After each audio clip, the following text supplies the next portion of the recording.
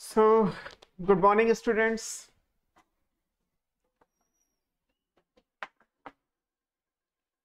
थोड़ा सा लेट हो गया क्लास स्टार्ट होने में।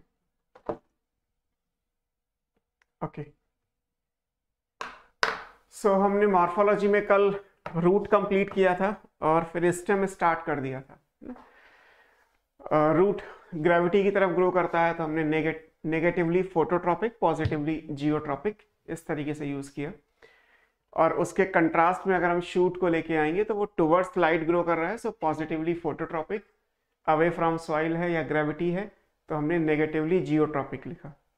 और शूट बेसिकली एक कंडेंस बर्ड है, उसमें स्टेम का पार्ट भी है और उसमें लीफ का पार्ट भी है, तो वो पूरा बर्ड कंसिडर किया जाता है शूट को। जब उसमें डिफ्रेंसिएशन हो जाएगा तो वहां से स्टेम अलग हो जाएगा और साइड में जो लीव्स बननी चाहिए वो अलग हो जाएंगी।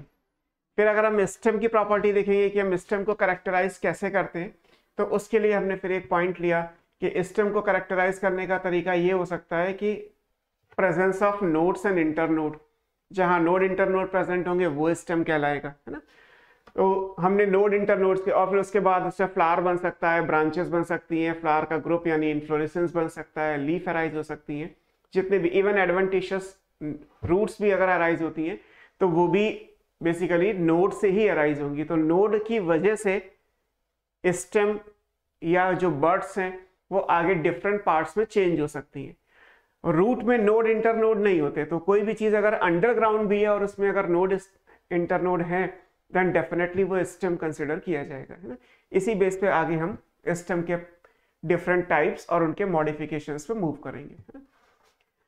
सो good morning to all of you again. आपका अटेंडेंस शीट मुझे देखने लगा, रितेश, जोबिया, बरखा, विद्या, शिवानी, ब्यूटी, हिमांशु, सरफराज, फरहीन, संगीता ने कहा क्लास स्टार्ट हुई, हो गई बेटा।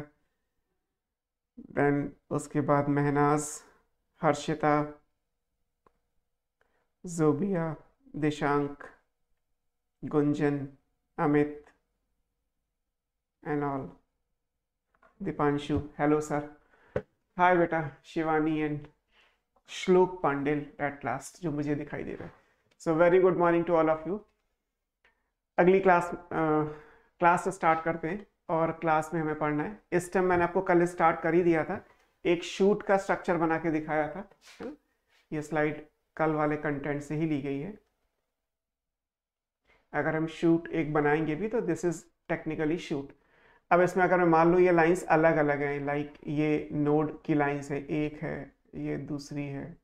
हालांकि ये डायग्राम मैं बना रहा हूँ तो इसलिए इतने दूर दूर बना रहा हूँ, इतना दूर होता नहीं है। तो अगर लीफ यहाँ से अराइज हुई, फिर ये लीफ ऐसे अराइज हुई है, फिर तीसरी वाली लीफ इस तरीके से इसको कवर कर रखा है, चौथी वाली लीफ ने इसको ऐसे कवर कर रखा है, तो ये शूट का स्ट्रक्चर बन के तैयार हो जाएगा, है ना। तो इसमें जो यहाँ पे पोर्शन आ रहा है दिस वन, ये तो स्टेम का पार्ट हो गया, और जो ये सब हैं ये प्रिमिटिव टाइप की लीफ हैं, इन्हें प्राइमोडियल लीफ या लीफ प्राइमोडिया कहा जाता है। तो हमने पढ़ा ही था। स्टेम में पार्ट्स वही आएंगे कल जैसे आपने लिखा था, सबसे टिप पे जो आएगा वो मेरिस्टेमेटिक जोन आएगा, तो shoot meristem, and after that as usual elongation. हालांकि यहाँ बहुत क्लियर नहीं होता कि इलोंगेशन जोन कहाँ प्रेजेंट है, बिकॉज रूट में तो रूट खुद लेंथ में ग्रो कर रही है, तो इसलिए वो चीज़ है। ये भी कंडेंस है, जब ये खुलेगा तो फिर उसके हिसाब से लेंथ आएगी, तो इलोंगेशन जोन भी होगा, क्योंकि बिना इलोंगेशन की फेस के मैचुरेशन तक पहुंच ही नहीं सकते। तो अगर आप मेरिस्टम से मैचुरेशन की तरफ जाएंगे तो मेरिस्टम यंग है, मतलब ये ऐसे ग्रो कर रहा है ना, इस तरीके से। जबकि आपने जब रूट में बनाया था तो रूट का डायग्राम ये था, यहाँ पे तो रूट कैप है, तो यहाँ ये मेरिस्टम था, ये इलोंगेशन था और ये मैचुरेशन था। तो यहाँ जो ग्रोथ हो रही है वो लाइक दिस, इस तरीके से हो रही है ना। तो रूट और शूट में बेसिक डिफरेंसेस आएंगे। स्टेम में ये स्टेम है तो क्यों है, it is characterised by presence of node and internode. कल हमने ये डिस्कस किया था कि नोड और इंटरनोड अगर दोनों चीजें होंगी तो ऐसे स्ट्रक्चर को आप स्टेम ही बोलेंगे। अब जैसे ये जब प्लांट इलोंगेट करेगा तो होगा क्या, इसमें जो टेक्निकली नोड्स हैं वो तो उतने ही रहेंगे, केवल जो इंटर नोड है वो इलांगेट हो जाएगा। तो अभी अगर दो नोड पास पास है तो इंटर नोड जब बढ़ जाएगा तो दो नोड दूर दूर हो जाएंगे, तो प्लांट की एक्सिस या लेंथ जो है वो इंक्रीज हो जाएगी। जो एक्सिस आप बनाएंगे सेंट्रल एक्सिस प्लांट का, वो फिर लंबाई में ग्रो करना शुरू कर देगा। तो नोड का नंबर तो बेसिकली जेनेटिकली फिक्स है, किसी प्लांट के अंदर नोड का नंबर फिक्स रहता है। अगर प्लांट की लेंथ बढ़ रही है तो only because of inter node, कि इंटर नोड के अकॉर्डिंगली वो चीजें आती हैं। जैसे आगे कभी आप पढ़ेंगे कि शुगर केन की लेंथ इंक्रीज करनी है तो हम क्या कर सकते हैं, नोड तो उतने ही रहने वाले। इंपॉर्टेंट ये कि अगर दो नोड के बीच का area that is called inter node, उसको अगर एक लिमिट से ज्यादा इलांगेट आप कर देंगे तो शुगर केन की लेंथ बढ़ जाएगी, है ना। तो इंटर नोड की वजह से ही ये चेंजेस आएंगे। नोड का नंबर तो बाई जेनेटिक्स फिक्स है कि इसमें कितने नोड बनने चाहिए, हर प्लांट का नोड का number on an average fix होता है। तो ये चीजें थी। फिर हमने लिखा था कि इसमें जब नोड आप बनाएंगे तो नोड से सारी चीजें आएंगी, नोड पे बर्ड्स भी प्रेजेंट होंगी, हम जैसे उसे एक्सिल बोलते हैं ना। कल जैसे मैंने आपको अगर समझाया था तो आप इसको, ये तो नोड के टाइप आ जाएंगे, ये आप इसको यहाँ देख सकते हैं। लाइक मैं अगर डायग्राम बनाता हूँ तो ये तो मान लीजिए कोई एक्सिस है स्टेम का, तो एक तो बड यहाँ होगी, दिस इज कॉल, ये भी तो शूट का एपेक्स ही तो हुआ ये, तो इसको हम क्या बोलेंगे, ये टर्मिनल बड है। बड मतलब वेजिटेटिव बड, जो शूट आपने बोला है ना, तो ये टिप पे प्रेजेंट है तो ये टर्मिनल शूट हो गई, है ना। फिर ऐसे मान लीजिए ये प्लांट इलोंगेट हो गया, है ना, इट लुक लाइक दिस, तो फिर यहाँ पे बहुत सारे नोड आ गए दूर दूर। अब नोड से मान लीजिए लीफ अराइज होती है, तो यहाँ पे अभी हम आगे लीफ का स्ट्रक्चर पढ़ेंगे, लीफ बन गई। तो ये जो पोजीशन है जो लीफ और एक्सिस के बीच में, इस पोजीशन को हम एक्सिल कहते हैं। इस एक्सिल में भी कई बार यहाँ पे भी बड प्रेजेंट होती है, यहाँ भी एक बड हो सकती है, बड मतलब सेम वेजिटेटिव बड। तो फिर ये क्या कहलाएगा, ये कहलाएगा एक्सिलरी बड। जैसे आगे आप पढ़ेंगे तो बड दो हो सकती है, या तो लीफ के एक्सिल में होगी या एट द टिप होगी। अगर एट द टिप होगी तो फिर वो टर्मिनल बड बन जाएगा, और अगर इन द एक्सिल है तो उसे एक्सिलरी बड बोल देंगे। एक्सिल क्या है, axil is the position between the leaf and the plant axis. अगर मान लीजिए ये प्लांट का एक्सिस है तो लीफ यहाँ है, लीफ यहाँ है, लीफ यहाँ है, तो ये जो पोजीशंस हैं जहाँ एरो बने, this one and of course this one also, तो ये जो एरो बने these positions are called axil. तो इस जगह पे भी बड प्रेजेंट हो सकती है। इसी चीज को एनाटॉमी में लेके जाओगे तो एनाटॉमी में यहाँ पे क्यों अलग अलग पार्ट बन रहे हैं, बिकॉज आपको पता है कि यहाँ पे जो मेरिस्टम होगा उसे इंटरकैलरी मेरिस्टम कहते हैं, क्योंकि जैसे एपिकल मेरिस्टम आप पढ़ते हैं वैसे दूसरा आपको क्या पढ़ाया जाता है, इंटरकैलरी की। प्लांट की जो साइड ग्रोथ होती है वो इंटरकैलरी मेरिस्टम से होती है, और प्लांट अपने एक्सिस में अगर ग्रो करेगा लेंथ में तो वो एपिकल मेरिस्टम से करेगा। रूट के एपेक्स पे रूट मेरिस्टम है, शूट के एपेक्स पे शूट का मेरिस्टम है, तो वहां रूट और शूट का स्ट्रक्चर भी दे रखा है। तो अगर हम कहते हैं कि नोड से सारी चीजें बन सकती हैं, तो क्यों बन सकती हैं, कोई भी नया पार्ट डेवलप करने के लिए हमें यंग सेल्स चाहिए, हमें डिवाइडिंग सेल्स चाहिए, तो वो dividing cells actually inter node पे प्रेजेंट है in the form of intercalary meristem. Intercalary meristem आप आगे एनाटॉमी में पढ़ोगे। हमने कल भी यही डिस्कस किया था कि हमें जो दिखाई दे रहा है वो मॉर्फोलॉजी है, उसका इंटरनल स्ट्रक्चर भी कुछ ना कुछ होगा, वो नेक्स्ट चैप्टर आएगा एनाटॉमी, और वहां पे क्यों हो रहा है उस क्यों का रीजन हमें फिजियोलॉजी से मिलेगा जब आप प्लांट ग्रोथ के बारे में पढ़ेंगे। सो तीनों चीजें आप पैरेलल में लेके चल सकते हैं। अभी तो हमने ये लिखा है कि नोड से हम सारी चीजें बना सकते हैं। नोड है तो बड, जैसे यहाँ पे कल था आपको समझाया था कि बड है, बड या तो टिप पे हो सकती है या एक्सिल में हो सकती है, ये राइट साइड में बना हुआ भी है। स्टेम ग्रीन कलर का है, जब वो आगे जाएगा मतलब जब जैसे जैसे मैचुरेशन होगा वैसे वैसे वो ब्राउन कलर का वुडी होता जाएगा। अब वुडी की भी कंडीशन है, एनाटॉमी के हिसाब से वुडी का मतलब है जिसमें सेकेंडरी ग्रोथ होती हो, तो सेकेंडरी ग्रोथ केवल डाइकॉट और जिम्नोस्पर्म में है, तो हमें उसी हिसाब से उस वुडी स्टेम को कंसिडर करना है। और स्टेम का अगर मेन फंक्शन हम पढ़ें तो हमने यहाँ तक कर लिया था, मेन फंक्शन ये है कि वो ब्रांचेस बनाएगा, वो लीफ बनाएगा, मैकेनिकल सपोर्ट प्रोवाइड करेगा, और जो भी चीज़ों का ट्रांसपोर्ट हो रहा है, water, minerals, sugar that is a photosynthate, उन सबको ट्रांसपोर्ट करने में भी हेल्प करेगा। एक तो स्ट्रेंथ प्रोवाइड करनी है और दूसरा transport of water, minerals and photosynthates. तो इन सब चीज़ों में स्टेम इंपॉर्टेंट था, है ना। अब आएगा कि स्टेम के टाइप क्या है, और टाइप के साथ साथ उनके मॉडिफिकेशंस पे चलेंगे। फरहीन ने कहा सर स्टिप्यूल्स और एक्सिलरी बड सेम है, नहीं, स्टिप्यूल्स अलग होते, एक्सिलरी बड तो एक टर्मिनल बड के जैसा ही है, जैसे आपने एक बड का स्ट्रक्चर बनाया हुआ है, तो बड का स्ट्रक्चर जैसे ये बना हुआ है, आप दोबारा देखना चाहें तो दिस इज बेसिकली जो आप शूट बनाते हो ना, ये लिखा था, शूट को आप एक वेजिटेटिव बड बोलोगे। वेजिटेटिव इसलिए बोल रहे हैं क्योंकि अभी हम इसमें रिप्रोडक्शन या फ्लावर कंसिडर नहीं कर रहे। जब फ्लावर कंसिडर करेंगे तो ये फ्लोरल बड बन जाएगा, स्ट्रक्चर एक ही आएगा, that is leaf primordia and part of stem. तो स्ट्रक्चर यही है। अगर ये आगे जाके स्टेम ब्रांचेस लीफ बनाएगा तो ये वेजिटेटिव बड हो गई, बिकॉज हमने स्टार्टिंग में कल लिखा था कि ये part vegetative part of the plant कहलाते हैं। और अगर यही चीज आगे फ्लावर में चेंज होने वाली है तो इसको फ्लोरल बड बोल देंगे।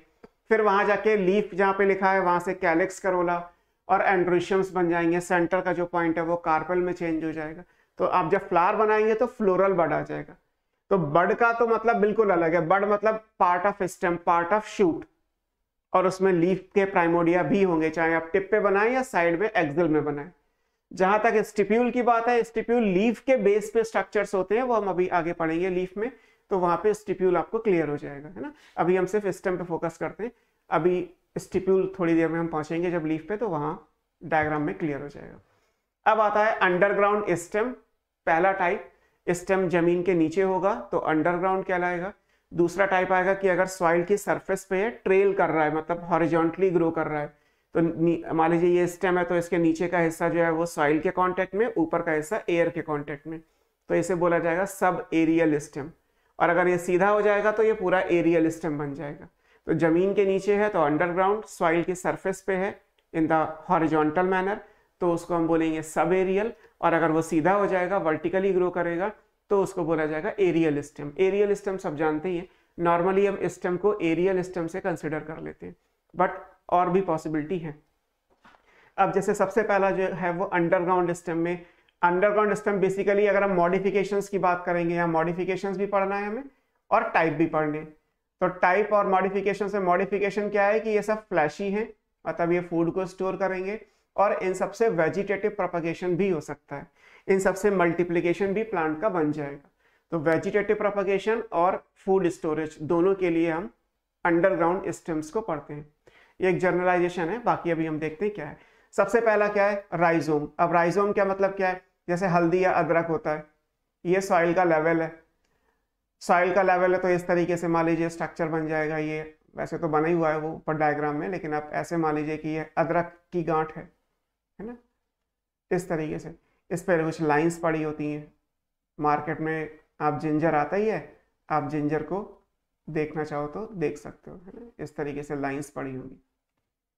सबसे इंपॉर्टेंट क्या है कि रूट ऐसे ग्रो करती है, ये रूट का डायरेक्शन है टुवर्ड्स ग्रेविटी, ये स्टेम का डायरेक्शन है away from gravity. But actually rhizome कैसे ग्रो कर रहा है, this is perpendicular to gravity. यही मतलब हुआ, राइजोम कैसा हो गया, राइजोम तो जो है वो हॉरिजॉन्टल ग्रोथ का हो गया। अगर ग्रेविटी का डायरेक्शन ये है तो राइजोम का डायरेक्शन ये आएगा। राइजोम हॉरिजॉन्टली ग्रो करने वाला स्टेम है। सरफराज ने लिखा है वेजिटेटिव प्रोपगेशन में तो मेरिस्टेम लेते हैं ना सर। मेरिस्टेम तो आ ही जाएगा बेटा, कुछ भी बनेगा तो बिना मेरिस्टेम के तो नहीं बन सकता ना। अदरक भी अगर ग्रो कर रही है, वो भी आगे जाके स्ट्रक्चर्स बना रही है, वो अगर प्लांट बना रही है, तो मेरिस्टेम तो हर जगह आएगा। आप वेजिटेटिव प्रोपगेशन लेंगे तो भी मेरिस्टेम आएगा, सेक्सुअल रिप्रोडक्शन लेंगे तो फ्लोरल बड भी मेरिस्टेम को रिप्रेजेंट करती है।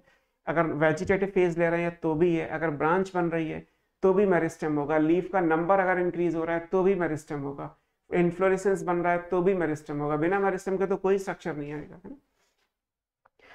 ओके, तो राइजोम कैसा हो गया, राइजोम हॉरिजॉन्टल ग्रोथ का हो गया, है ना। सबसे इंपॉर्टेंट क्या है कि इसकी जो ग्रोथ है वो कैसा है, ये हॉरिजॉन्टल है, जबकि रूट वर्टिकली डाउनवर्ड होनी चाहिए, स्टेम वर्टिकली अपवर्ड होना चाहिए, और राइजोम कैसा होगा, ये परपेंडिकुलर टू ग्रेविटी है, तो 90 डिग्री के एक्सिस पे ये ग्रो कर रहा है ना। अब इसमें जो लाइंस होती हैं ये लाइन नोड कहलाती हैं। अगर आप इनको डायग्रामेटिकली, वैसे तो बना ही हुआ है लेकिन मैं अपना डायग्राम आपको बना दे रहा हूँ, तो ये जो लाइंस बनी हुई है ये लाइन नोड हो गई। दो लाइन के बीच का जो एरिया है वो इंटर नोड हो गया। कई बार आपको इन नोड पे भी छोटी छोटी बर्ड्स नजर आएंगी, है ना, यहाँ पे बर्ड्स होती हैं नोड पे, तो ये बर्ड हो गई। जहां से नई अदरक निकल आएगी। जैसे इस डायग्राम में देखोगे तो ये बड बना हुआ है। अब नोड से नीचे एडवेंटिशियस रूट्स बन जाएंगी। ये जो भी नोड है आप यहाँ पे बांध सकते हैं, दीज आर एडवेंटिशियस रूट्स। और अगर अदरक का प्लांट आप देखोगे तो बाहर जाके ये लीफ बन जाएगा, ग्रीन कलर की लीव्स होती हैं ये इस तरीके, ये लीव्स हैं। तो बेसिकली स्टेम कहाँ गया हमें, क्योंकि लीफ दिखाई दे रहा है जो जमीन से बाहर है, ग्रीन कलर की लीफ होती है, जैसे केले की पत्ती होती है, बनाना की, वैसे ही जिंजर या टर्मरिक की होती है। नीचे एडवेंटिशियस रूट्स होंगी। कई बार फ्रेश अदरक आती है, फ्रेश का मतलब जो सीजन के स्टार्ट में आती है, अब से 1-1.5 महीने पहले जो अदरक आ रही थी वो, उसमें आपको फाइब्रस रूट्स भी दिख जाएंगी, that is adventitious roots. What about stem, अगर रूट है, लीफ है, तो स्टेम कहाँ गया? स्टेम इज बेसिकली जो जिंजर है वो, कि वो हॉरिजॉन्टल ग्रोथ का है, वो सॉइल के अंदर ग्रो कर रहा है, अंडरग्राउंड स्टेम है, ठीक है। इसमें नोड इंटरनोड भी हैं। अब इनको कवर अप करने के लिए यहाँ पे लीव्स भी होती हैं। कुछ लीफ तो ये हैं, दीज आर, ये लीफ कैसी हैं, ये ग्रीन है, ये वो ग्रीन लीफ है जो फोटोसिंथेसिस कर सकती हैं, these are called green photosynthetic leaf. अब इसी में क्या होगा कि अदरक को जब हम छीलते हैं तो ब्राउन कलर का पार्ट अलग करते हैं, तो that brown colour portion is, कि इसके ऊपर जो है वो लीफ प्रेजेंट है। आप उसको भी अगर डायग्राम में देखना चाहो तो बना सकते हो। ये ब्राउन कलर की लीव्स आएंगी जो अदरक को कवर करके रखती है, हर नोड पे होंगी लाइक दिस, है ना। अदरक को भी बहुत से लोग छीलते हैं ना, तो वो जो ब्राउन कलर की लीव्स आप बनाते हैं वो ये है, इनको बोला जाता है स्केली लीफ, क्योंकि ये थिन है, मेम्ब्रेनस है ये भी लीफ। ये काम क्या करती है, केवल प्रोटेक्शन का, बिकॉज अदरक में फूड स्टोर हो रहा है, क्योंकि ये फ्लैशी स्टेम है, ये लिखा हुआ है ना, ये फ्लैशी है बिकॉज इसमें फूड स्टोर हो रहा है, तो उसको कवर अप करने के लिए, उसको प्रोटेक्ट करने के लिए स्केली लीफ भी है ना। यहाँ भी आप देखोगे तो लिखा हुआ है कि ये स्केली लीफ है। तो जिंजर ऐसे, हल्दी की गांठ भी होती है, हल्दी का अगर आप स्ट्रक्चर देखेंगे, कच्ची हल्दी आती है तो अदरक के जैसी ही होती है, वो हो गया। बनाना में भी राइजोम होता है, लेकिन बनाना का आपने नीचे का पोर्शन नेचर में नहीं देखा है, बट अदरक और हल्दी में आई थिंक सबने देखी है, तो आप वहां से राइजोम को समझ सकते हो। राइजोम की प्रॉपर्टी क्या है कि ये सॉइल के नीचे हॉरिजॉन्टली ग्रो करने वाला स्टेम है। अब क्योंकि स्टेम है तो नोड इंटरनोड होंगे, नोड से लीफ अराइज होती है तो लीफ अराइज हो गई एज यूजुअल।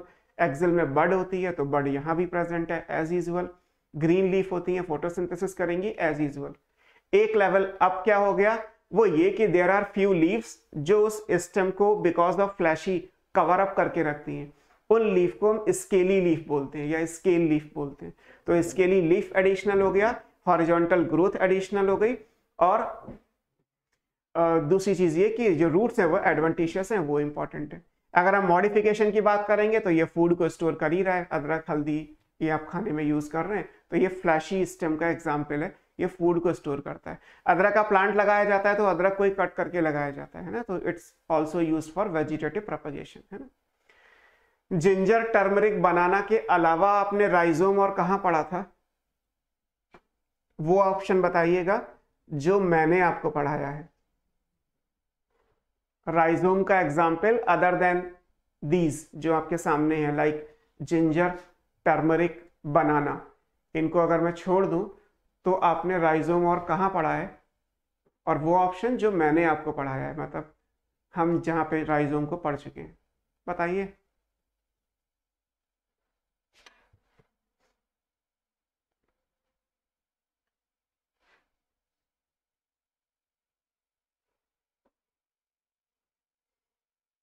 किसी का जवाब नहीं आया अभी तक?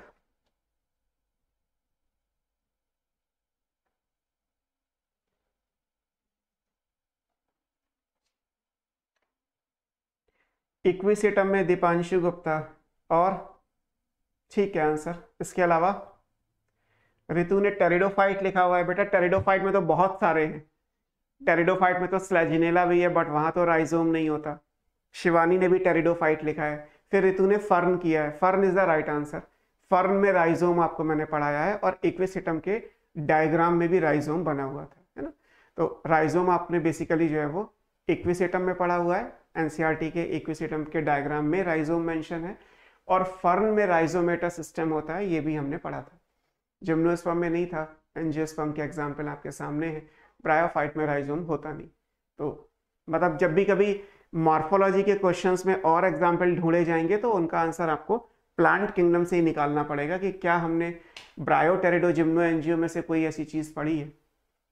तो दो आंसर हो गए, इक्विसिटम और फर्म, इनमें भी राइजोमेटस स्टेम आपने पढ़ा है ना। नेक्स्ट पे मूव करते हैं। सेकंड टाइप का क्या है, ये अरबी का डायग्राम है। अरबी भी सबने देखा ही है ना, अरबी इज व्हाट, कोलोकेसिया। ये तो अगर आप अरबी को समझोगे तब भी अब सेम आएगा कि ये अंडरग्राउंड लेवल हो गया, ये जमीन के नीचे अरबी है। अरबी का कोई शेप नहीं होता है ना, बस ये क्या है कि ये वर्टिकली ग्रो कर रही है। इसकी ग्रोथ अगर आप देखोगे तो एक्सिस के जैसी है। जैसे राइजोम हॉरिजॉन्टल ग्रो कर रहा था तो इसको हॉरिजॉन्टल ग्रो नहीं कराना है, इसको क्या करना है, ये वर्टिकली ग्रो कर रही है, कंडेंस है, वर्टिकली है अंडर। बाकी अरबी पे भी आपको पता है कि ये लाइंस बनी होती हैं, दीज आर नोड, इन पे ये ब्राउन कलर की लीव्स होती हैं अरबी पे। तो स्केली लीफ यहाँ भी आएगी, है ना, ये पॉइंट नोड हो गए, नोड के बीच का एरिया इंटर नोड हो जाएगा। और अरबी पे भी बहुत सारी बर्ड्स आ जाती हैं, है ना, कहीं से भी कोई बर्ड अरबी में गांठ सी निकल आती है, जैसे यहाँ बनी हुई है कि आप इसको देख सकते हो, है ना। यहाँ से नीचे ये नोड है तो यहाँ से जो है वो एडवेंटिशियस रूट्स निकल आएंगी। ठीक, तो इस तरीके का स्ट्रक्चर आएगा। अरबी का स्ट्रक्चर तो डायग्राम एनसीईआरटी में भी बना ही हुआ है, तो आप यहाँ से कंसिडर कर सकते हो, है ना। जैसे ये देखो, ये लिखा है डॉटर कॉर्म, मतलब एक बड़े से कॉर्म के अंदर ये छोटा सा कॉर्म निकलना शुरू हो गया, लाइक दिस। ऐसे ये भी है, ये छोटी छोटी अरबी यहाँ से बन जाएंगी आने वाले टाइम में, अगर ये जमीन के नीचे रहेगा। सो दीज आर डॉटर कॉर्म्स, और नहीं तो ये तो पूरा कॉर्म है ही। तो सेम चीज है, बस इसमें डिफरेंस क्या हुआ कि कॉर्म और राइजोम के अंदर राइजोम हॉरिजॉन्टल ग्रोथ का है, कॉर्म वर्टिकली ग्रो है। दोनों ही सॉइल में ग्रो कर रहे हैं, दोनों ही जमीन के नीचे हैं, है ना। तो उस हिसाब से आप याद रखिए, कोलोकेसिया इज अरबी, एलोकेसिया रतालू को कहते हैं अगर कोई जानता है तो। जमीकंद एमार्फोफेलस है ना। एमार्फोफेलस का नाम आगे 12th की बुक में भी कहीं मिलेगा आपको। तो जमीकंद और एमार्फोफेलस एक ही है, एमार्फोफेलस जीनस है, निकनेम में जमीकंद कहते हैं, है ना। और 12th की बुक में एमार्फोफेलस दिया है, 11th में जमीकंद दिया है। अगर ना लिंक करोगे तो ये लगेगा कि जमीकंद कुछ और है और एमार्फोफेलस कुछ और है। मॉर्फोलॉजी में ये चीज आपको करनी पड़ेगी कि जहां पे कॉमन नेम दिया है आपको उसका बॉटेनिकल नेम एडिशनली पढ़ना है, और जहां बॉटेनिकल नेम दिया है उसका कॉमन नेम अगर कोई है तो भी आपको याद रखना है, क्योंकि इतना वेरिएशन तो एनसीईआरटी में चलेगा, या इतना वेरिएशन तो नीट में आ जाता है कि एमार्फोफेलस और जिमीकंद एक ही प्लांट है, जबकि दोनों को अलग अलग जगह अलग अलग नाम से लिखा, और दोनों में ये भी नहीं बताया गया कि इसको जिमीकंद कहते भी हैं। तो इसलिए आपको ये खुद ही करना है कि ये जिमीकंद इंग्लिश नेम कॉमन नेम हो गया, एमार्फोफेलस बॉटेनिकल नेम है, जीनस हो गया, है ना। तो कॉर्म का मतलब है एक कंडेंस्ड वर्टिकली ग्रो करने वाला इररेगुलर शेप का होता है ये स्टेम, जो सॉइल के अंदर ग्रो कर रहा है, तो उसके हिसाब से ये कॉर्म आएगा। देन फिर दो और हैं, that is bulb and tuber. पहले बल्ब को डिस्कस करते हैं। बल्ब क्या है, ये हाईली रिड्यूस है, डिस्क के जैसा है, बहुत ही छोटा सा स्टेम होगा, जैसे ये है। आप जब अनियन को कट करते हैं तो अनियन में नीचे ये व्हाइट कलर की डिस्क निकलती है, दिस इज बेसिकली स्टेम। और बाकी अनियन में ये रूट्स नीचे निकली हुई हैं, ये रूट्स एडवेंटिशियस रूट्स हैं।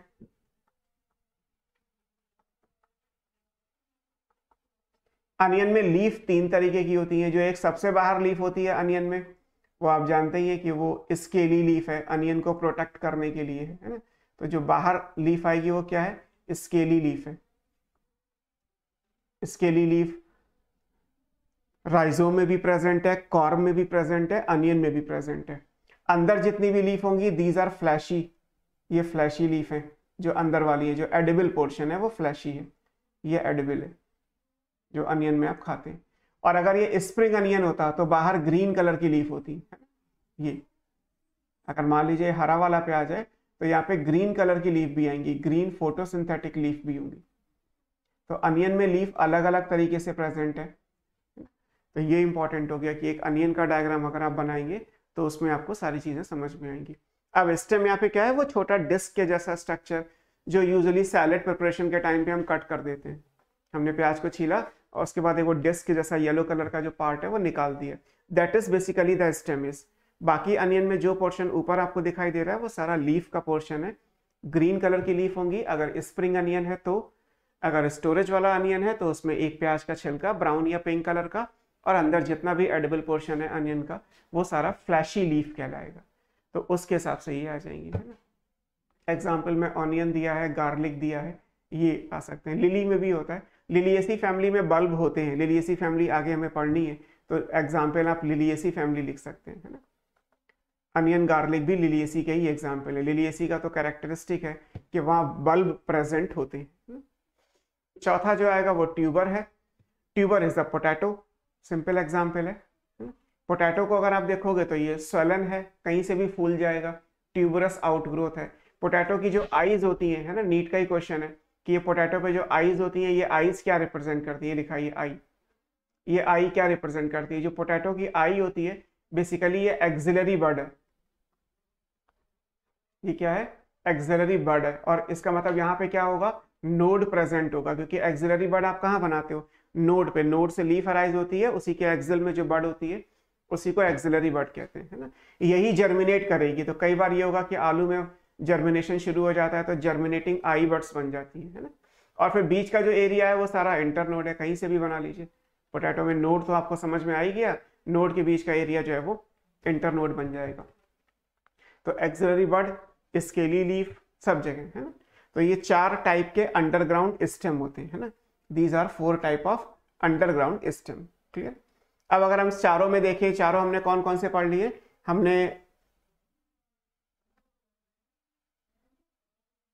अभी हमने कौन कौन से पढ़े, हमने पढ़े हैं राइजोम, है ना, और फिर उसके बाद आपने कॉर्म पढ़ा, बल्ब और ट्यूबर। अगर आप देखोगे तो आप इन चारों में आपने स्केली लीफ बनाया है। मैं आपको सिर्फ याद दिला रहा हूं क्योंकि हम थोड़ी देर पे लीव्स पे पहुंच जाएंगे। तो स्केली लीफ आपने चारों में बनाया। ट्यूबर में भी स्केली लीफ था, पोटैटो में, राइजोम में भी था, कॉर्म में भी था, बल्ब में भी था। तो स्केली लीफ हर जगह प्रेजेंट है। राइजोम हॉरिजॉन्टल ग्रोथ का अंडरग्राउंड, कॉर्म वर्टिकल ग्रोथ का underground, bulb highly condense reduce disc shape underground, और tuber swollen tuberous system underground, है ना। चारों जगह नोड इंटरनोड होगा, इसीलिए ये स्टेम है, ये इंपॉर्टेंट है। अब इनमें से अगर हम मॉडिफिकेशंस पे जाएं तो क्या ये फ्लैशी हैं, राइजोम, ट्यूबर, कॉर्म, बल्ब। अगर आप इनमें देखोगे तो क्या होगा, ये चारों की अगर हम बात करेंगे तो ऑल 4। अब इस केस में क्या है कि ट्यूबर पोटैटो एडिबल है, फ्लैशी है। राइजोम जिंजर टर्मरिक एडिबल है, फ्लैशी है। कॉर्म में कोलोकेसिया, जिमीकंद, एलोकेसिया एडिबल है, फ्लैशी है। बल्ब की अगर हम बात करें तो क्या बल्ब फ्लैशी है, बताओ। चारों ही फ्लैशी स्टेम होंगे।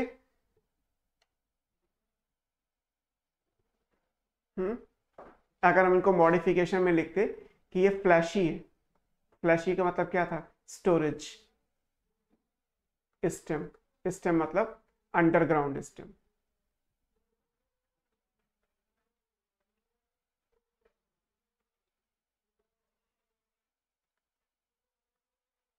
फर्स्ट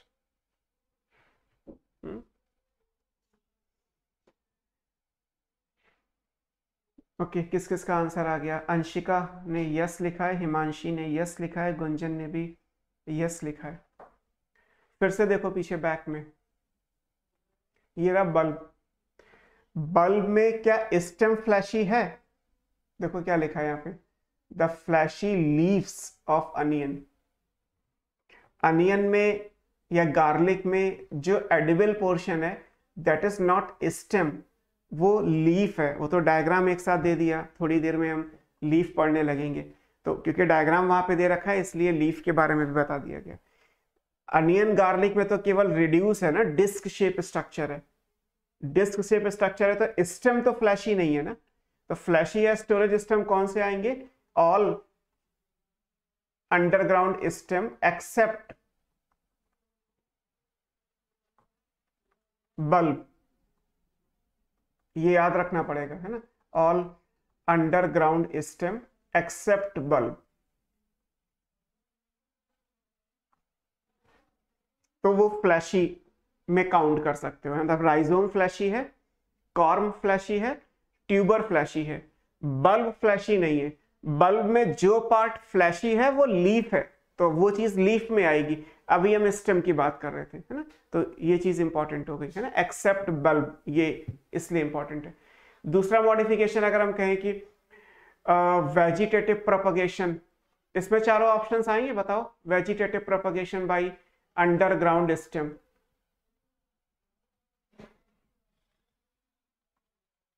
इसमें चारों आएंगे या कोई नहीं आएगा?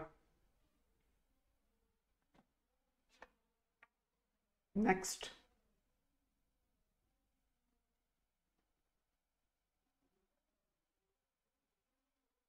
सरफराज का ऑप्शन आ गया ऑल, और इसके अलावा प्रशांत ने भी यस बोला है, गुंजन ने भी ऑल बोला है।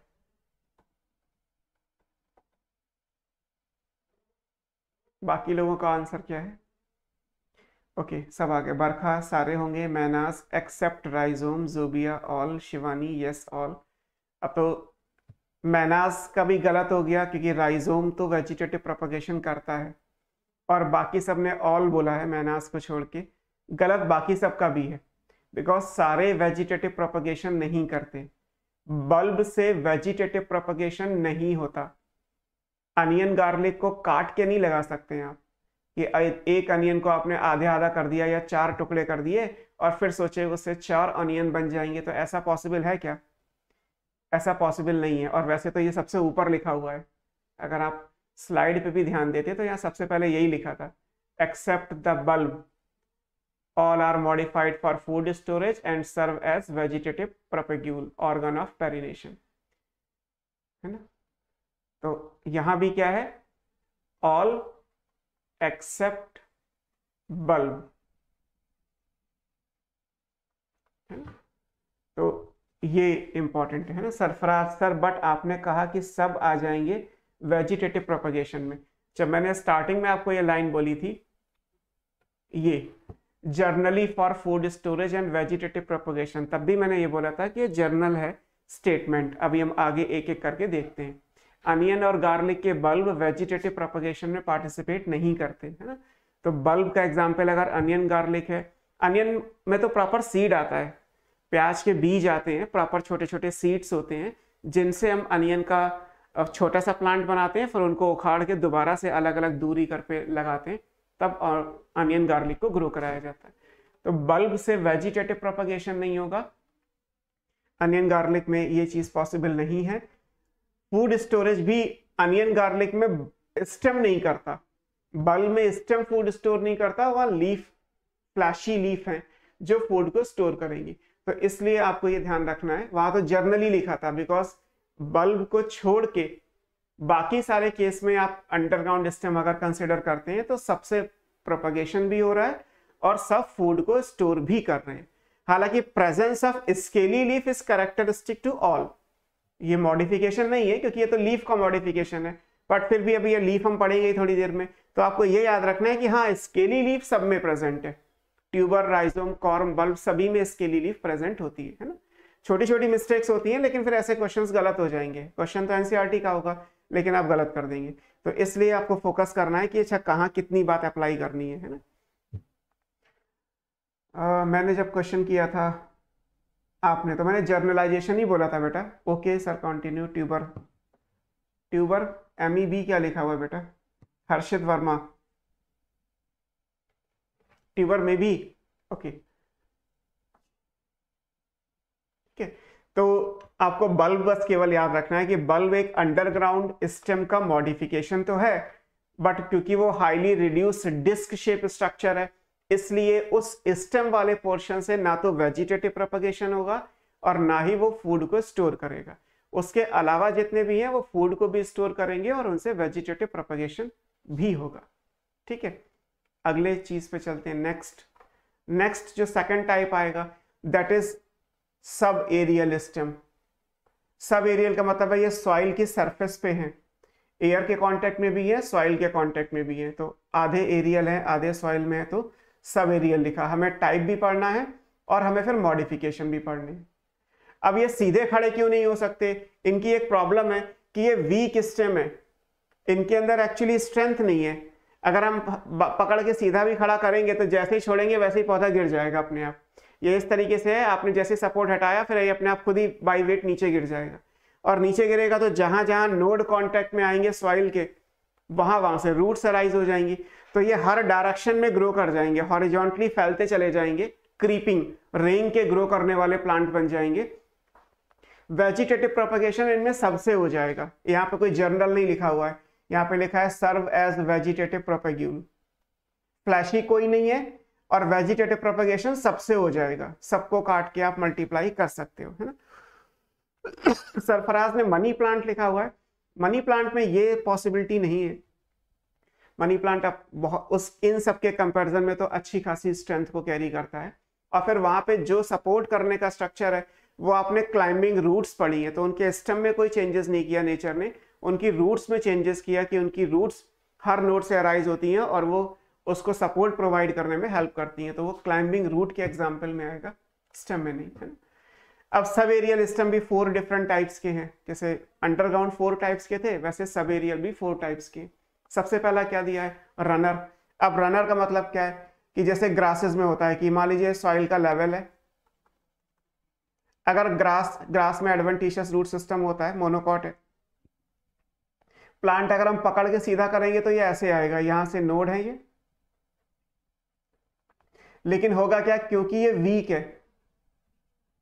तो उसकी वजह से क्या होगा, जैसे ही आप सपोर्ट हटाएंगे ये क्या करेगा, ये ऐसे ग्रो करना शुरू कर देगा। जहां पे भी नोड कांटेक्ट में आया वहां से रूट्स आ गई, ऊपर लीफ बन गई। फिर ये अगला नोड है, यहाँ कांटेक्ट में आया तो फिर यहाँ से जो है वो रूट्स बन गई और ऊपर लीफ बन गई। फिर ये इस तरीके से गया तो यहाँ से रूट्स और लीफ एंड सो ऑन। ये रन कर रहा है। एक्चुअली ये सीधा होना चाहिए था बट सीधा हो नहीं सकता क्योंकि बिना सपोर्ट के तो खड़ा होगा नहीं। अब नेचर में हर बार कोई धागा बांध के थोड़ा ना प्लांट को खड़ा करेगा, तो इन दैट केस ये स्ट्रक्चर बन जाएगा, है ना। ये है लीफ एज यूजुअल जो ग्रीन कलर की होती है, ये एडवेंटिशियस रूट्स क्योंकि ग्रासेस मोनोकॉट हैं, मोनोकॉट में एडवेंटिशियस रूट्स आएंगी। जो ये कनेक्टिंग पोर्शन है, this portion is called runner, ये स्टेम है, ठीक है। तो ये इंपॉर्टेंट है कि ये क्रीपिंग है, रेंग के ग्रो कर रहा है। प्रोस्टेट, प्रोस्टेट का मतलब होता है हॉरिजॉन्टली ग्रो करने वाला, है ना। अंडरग्राउंड क्योंकि जमीन के नीचे से निकल के आएगा। Stem spread new niches, new niche का मतलब है नए नए प्लांट बन जाएगा। One older part die, new plants are formed from the root develop at the lower side and the leaf at the upper side from the node. जैसे मैंने बनाया कि जैसे ही कोई नोड सॉइल के कांटेक्ट में आया उसके नीचे आ गया स्टेम और उसके ऊपर चला गया लीफ, तो उस पॉइंट ऑफ व्यू से ये स्प्रेड करता रहेगा, है ना। शिवानी ने पोर्टल्यू का प्लांट पूछा था, किस रेफरेंस में मनी प्लांट अपने ट्यूबरस सिस्टम के लिए लिखा था, छोड़ दीजिएगा। अभिषेक बचे 42 और लाइक 5, बहुत नाइंसाफी है। क्या डिस्कस करते रहते हो न्यूसेंस आप लोग। 9 o'clock कहलाता है। अभिषेक मुझे कोई फर्क नहीं पड़ता, इट्स गुड कि आप लाइक करेंगे बट नहीं करते तो भी मुझे कोई फर्क नहीं पड़ता, है ना। मेरा काम वन साइडेड हो जाता है। आप में से कोई एक भी आएगा तो भी मुझे क्लास लेनी है, आप में से 42 की जगह 4200 हो जाएंगे तब भी मेरे लिए लेनी है ना। मुझे बाकी ऑनलाइन प्लेटफॉर्म पे नहीं जाना कि अपना इमेज डालना है कि इतने लाइक करो, इतने शेयर करो, सब्सक्राइब करो। अभी वो चीज़ कैल्विन की नहीं है, जब होगी तब देखा जाएगा। मेरे लिए इंपॉर्टेंट ये है कि it's a way of teaching, because Covid situation से हम ऑफलाइन नहीं जा रहे तो ऑनलाइन जा रहे हैं, और आप अपनी मर्जी से जब चाहें तब वीडियोस देख सकते हो। आप देख रहे हो ना, मेरे लिए इंपॉर्टेंट है। नहीं देख रहे तब भी मुझे पता नहीं चलेगा, लाइक करके चले जाओगे, 2 लाइक करने में 1 सेकंड लगेगा, क्लास 3 घंटे की है, तो मुझे क्या फ़र्क पड़ रहा है कि आप 1 सेकंड के लिए आए या 3 घंटे के लिए आए। मेरा काम है पढ़ाना, आपका काम है रिस्पॉन्स करना और पढ़ना।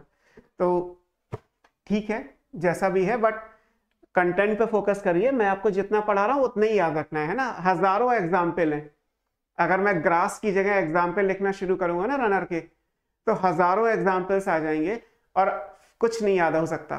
तो आपको सिर्फ ग्रास याद करना है। आपसे पूछा भी जाएगा तो ग्रास पूछा जाएगा, आपसे ये नहीं कहा जाएगा कि ये वाला प्लांट ग्रास है या नहीं है, बिकॉज ग्रास फैमिली आपके सिलेबस में नहीं है कि उस फैमिली के सारे मेंबर्स ग्रास कहलाते हैं, तो आपको पता हो कि ये ग्रास है या नहीं। ग्रास मोनोकॉट है, ये इंपॉर्टेंट है, और ग्रासेस में रनर होता है, ये इंपॉर्टेंट है। स्ट्रॉबेरी ऑक्सैलिस में होता है, ये इंपॉर्टेंट है, क्योंकि ये नाम एनसीईआरटी ने दे दिए। तो जो एनसीईआरटी ने दे दिए फिलहाल हमें वही याद करने। जहां एनसीईआरटी से बाहर जाना होगा मैं खुद ही आपको जाके बता दूंगा कि ये चीज एनसीईआरटी से अलग हटके है, आपको याद करनी है ना। तो आपको हर 2-3 क्लास के बाद यही होता है कि मुझे रिकॉल करना पड़ता है कि आपको अपने कंटेंट पे फोकस करना है, आपको रेलिवेंसी चाहिए।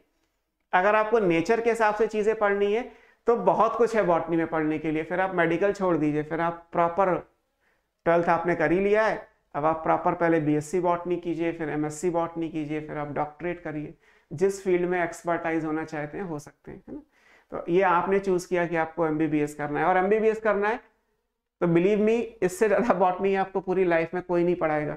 जब आप डॉक्टर बन जाओगे तब आपको 10 साल बाद सोच के अच्छा लगेगा कि हाँ मैंने कहीं रनर पढ़ा था, अच्छा कुछ राइबोसोम्स भी होता है, कुछ एंडोप्लाज्मिक रेटिकुलम भी होता है, बिकॉज तब ये कभी नहीं आएगा। वहाँ तो फिर आप दवाइयाँ पढ़ रहे हो, इलाज कर रहे हो, इससे ज़्यादा कुछ नहीं होगा।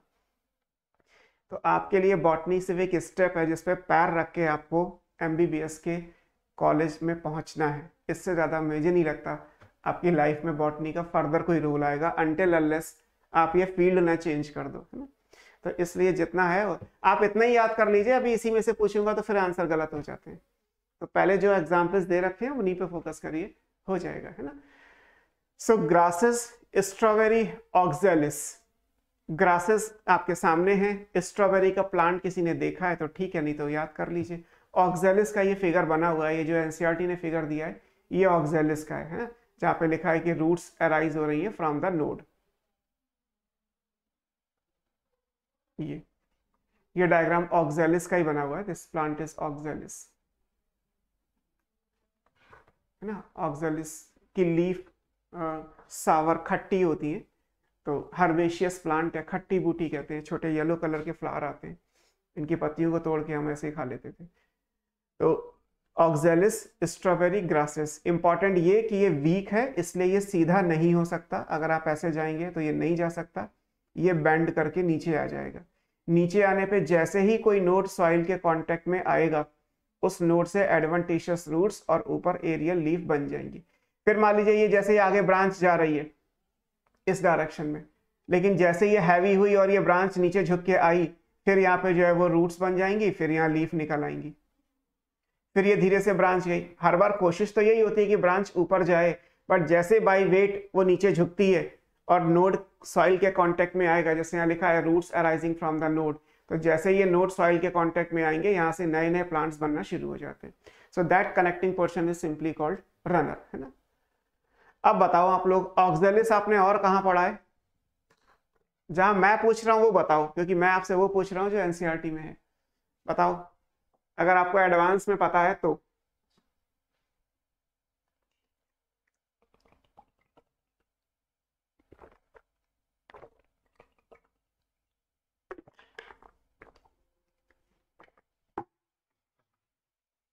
किसी को याद है ऑक्सैलिस कहाँ पढ़ा है आपने?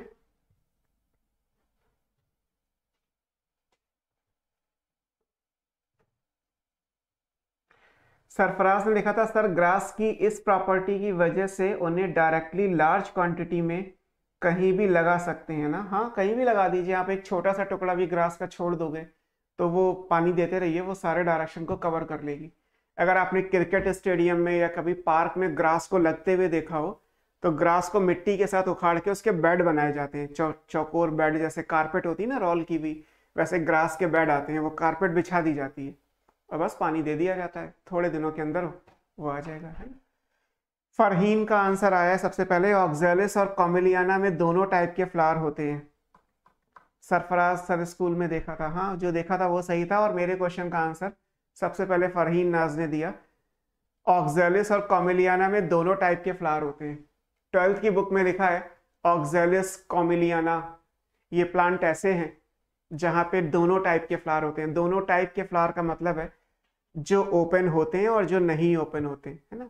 आपने चैस्मोक्लिस्टोगैमस जो टर्म एनसीईआरटी में दिया है वो ये, उसके एग्जाम्पल में भी ऑक्जेलिस दिया हुआ है। तो ऑक्जेलिस में रनर होता है, ये 11th में दिया है। ऑक्जेलिस में दोनों टाइप के फ्लावर होते हैं, कुछ अंडरग्राउंड और कुछ एरियल, कुछ खुलते हैं कुछ नहीं खुलते, किसी में पॉलिनेशन होता है किसी में नहीं होता क्रॉस। तो ऑक्जेलिस में दोनों टाइप के फ्लावर हैं, तो वो चैस्मोक्लिस्टोगैमस कहलाता है ना। क्लिस्टोगैमस प्लस चैस्मोगैमस दोनों प्रेजेंट हैं ऑक्जेलिस में। ऑक्जेलिस कॉमिलियाना, फरहीन से क्वेश्चन है या बाकी भी बता सकते हैं, ऑक्जेलिस कॉमिलियाना के अलावा वहां पे एक नाम और लिखा हुआ है, बता सकते हैं? Then I will be more happy, because अगर आपको ये पता है कि कौन सी चीज एनसीईआरटी में कहाँ लिखी है, तो इसका मतलब ये है कि आपको एक ब्रीफ एनसीईआरटी पूरी आती है ना। वायोला, वायोलिना लिखा है बट वायोला है बेसिकली, है पांशु ने लिखा है, सरफराज ने भी वायोला, फरहीन ने वायोला लिख दिया है। तो वायोला, ऑक्जेलिस और कॉमिलियाना 3 प्लांट एनसीईआरटी ने ऐसे दिए हैं जहां पे दोनों टाइप के फ्लावर होते हैं, है ना। तो इसलिए आपको मतलब ये सिर्फ ध्यान रखना है कि जब ऑक्जेलिस आए तो ऑक्जेलिस एनसीईआरटी ने कहाँ पे कितनी जगह पे यूज किया और किस किस रेफरेंस में यूज किया। एक जगह ऑक्जेलिस में रनर है, सबेरियल टाइप ऑफ स्टेम, एक जगह ऑक्जेलिस में चैस्मोक्लिस्टोगैमी है, दोनों टाइप के फ्लावर होते हैं। वायोला कॉमिलियाना तो वहीं पे आएगा बिकॉज वो और कहीं नहीं आएगा। सो ये फर्स्ट हो गया रनर। सेकंड पे चलते हैं, दैट इज ऑफसेट। अगर सेम चीज एक्वेटिक प्लांट की हो, इसे हम बोलते हैं runner of aquatic plant. Offset क्या कहलाएगा? Runner of aquatic plant. This is runner of aquatic plant. Aquatic plant के एग्जाम्पल अगर आप लेंगे तो ये लिखे हैं पिस्टिया और आइकॉर्निया। इनके अंदर सेम सिचुएशन है, बस आपको ये मानना है कि ये पॉन्ड है या वाटर बॉडी है। अगर ये वाटर बॉडी है और सेम टाइप के स्ट्रक्चर है, यहाँ नोड है जहाँ से ये रूट्स हैंग कर रही हैं, ऊपर लीव्स आ गई, है ना, फिर ये कनेक्टिंग स्टेम हो गया, यहाँ पे फिर ये रूट्स आ गई, फिर यहाँ से लीफ अराइज हो गई, फिर यहाँ पे ये कनेक्टिंग स्टेम है, फिर ये सेम रूट्स हैं, ऊपर लीफ है, like this. These are leaves, these are roots. अब जो कनेक्टिंग स्टेम बचा, उस कनेक्टिंग स्टेम को नाम दे दिया गया ऑफसेट। तो रनर ऑफ एक्वेटिक प्लांट है ना। बस सिंपल आपको ध्यान रखना है कि जैसा रनर आपने टेरेस्ट्रियल में बनाया, जिसको ग्रास एग्जाम्पल स्ट्रॉबेरी और ऑक्जेलिस में पढ़ा, वही चीज अगर एक्वेटिक मोड में आ जाए, नीचे अगर वाटर बॉडी हो रादर देन सॉइल, तो उसी स्ट्रक्चर को ऑफसेट बोलेंगे। ऑफसेट से वेजिटेटिव प्रोपेगेशन होता ही है। एग्जाम्पल में आइकॉर्निया पिस्टिया, आइकॉर्निया क्रिस्पिस को टेरर ऑफ बंगाल भी कहते हैं, सरफराज ने लिखा है, सही है। शिवानी ने वाटर हैसेंथ लिखा है, वो उसका निक नेम है, वो भी ठीक है। आइकॉर्निया को आगे आप जब कॉमन नेम में लिखेंगे तो इसको वाटर हैसेंथ कहते हैं, और इसको आप टेरर ऑफ बंगाल भी कहते हैं, बिकॉज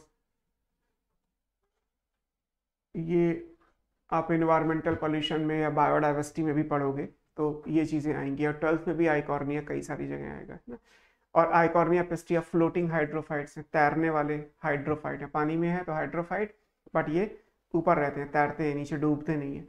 तो फ्लोटिंग हाइड्रोफाइट्स के एग्जाम्पल भी आइकॉर्निया पिस्टिया आते हैं, है ना। इसी वजह से आइकॉर्निया को टेरर ऑफ बंगाल में माना गया, बिकॉज वहाँ पे जितना भी एक्वेटिक मोड है उस जगह पे ये प्लांट अनवांटेड हो गया है, वीड हो गया है, प्रॉब्लमेटिक वीड हो गया। क्योंकि अगर एक छोटा सा भी ऑफसेट का टुकड़ा छूट जाएगा तो दोबारा से विद इन 1 वीक पूरे पॉन्ड को, मतलब इतनी जल्दी वेजिटेटिवली प्रोपेगेट करता है ये, तो फिर से नए पूरे एरिया को कवर कर लेगा। तो हम कितनी भी कोशिश कर लें, आइकॉर्निया को पूरी तरीके से इरेडिकेट किसी वाटर बॉडी से नहीं कर सकते। तो बिकॉज ऑफ दैट इसको troublesome weed, problematic weed, terror of Bengal, water hyacinth, इन सब पे जब इंडिया में आया था तो ब्लू या पर्पल कलर के फ्लावर होते हैं, तो उस वजह से लाया गया था, बट पता नहीं था कि इंडिया में लाके इंडिया के लिए प्रॉब्लम बन जाएगा। तो आया तो था by mistake, because of blue colour flower हमने रखा भी, उस टाइम पे कंट्रोल कर लेते तो शायद हो भी जाता। आज तो ये प्रॉब्लमेटिक वीट के एग्जाम्पल में आता है ना। थर्ड सकर है। सकर में क्या होगा? सकर को समझने के लिए ऐसे मान लीजिए कि लाइक ये सॉइल का लेवल है, ये मेन स्टेम है, अगर मेन स्टेम है तो मेन स्टेम में ये एरियल हो गया क्योंकि ये एयर में ग्रो कर रहा है, और ये जमीन के नीचे है तो ये अंडरग्राउंड स्टेम हो गया, है ना। अब होगा क्या, ये स्टेम है अंदर, ये कैसे पता चलेगा, क्योंकि इसमें नोड इंटर नोड प्रेजेंट है। तो होता यह है कि कई बार इस जो जमीन के नीचे वाला पोर्शन है, इसके जो नोड है इनसे कोई डायगोनल ब्रांच निकलती है, और जैसे ये सॉइल से ऊपर आएंगी ये फिर वर्टिकली ग्रो करना शुरू कर देंगी, इस डायरेक्शन में ग्रो करेंगी, ये मेन स्टेम के जैसा बन जाएगा। ऊपर से तो देखोगे तो आपको लगेगा कि ये नया प्लांट है, बिकॉज ये प्लांट अलग है वन, और ये दूसरा प्लांट लगेगा क्योंकि थोड़ी दूर पे आया, लेकिन नीचे से ये सारे जुड़े हुए हैं। फिर ऐसे क्या होगा कि मान लीजिए यहाँ पे अगर कोई नोड होगा तो यहाँ से कोई डायगोनल ब्रांच निकलेगी जो आगे जाके वर्टिकली ग्रो करना शुरू कर देगी, तो ये तीसरा प्लांट बन गया। ऐसे यहाँ से ये निकल के ग्रो करने लगी, ये नोड है, ये ऑब्लिक ब्रांच निकली और ऊपर जाके ये सीधी ग्रो करने लगी। तो ऊपर तो आपको लगेगा कि बहुत सारे प्लांट पास पास लगे हैं, बट एक्चुअली नीचे से सारे कनेक्टेड हैं। इस डायगोनल या ऑब्लिक ब्रांच को हम सकर कहते हैं।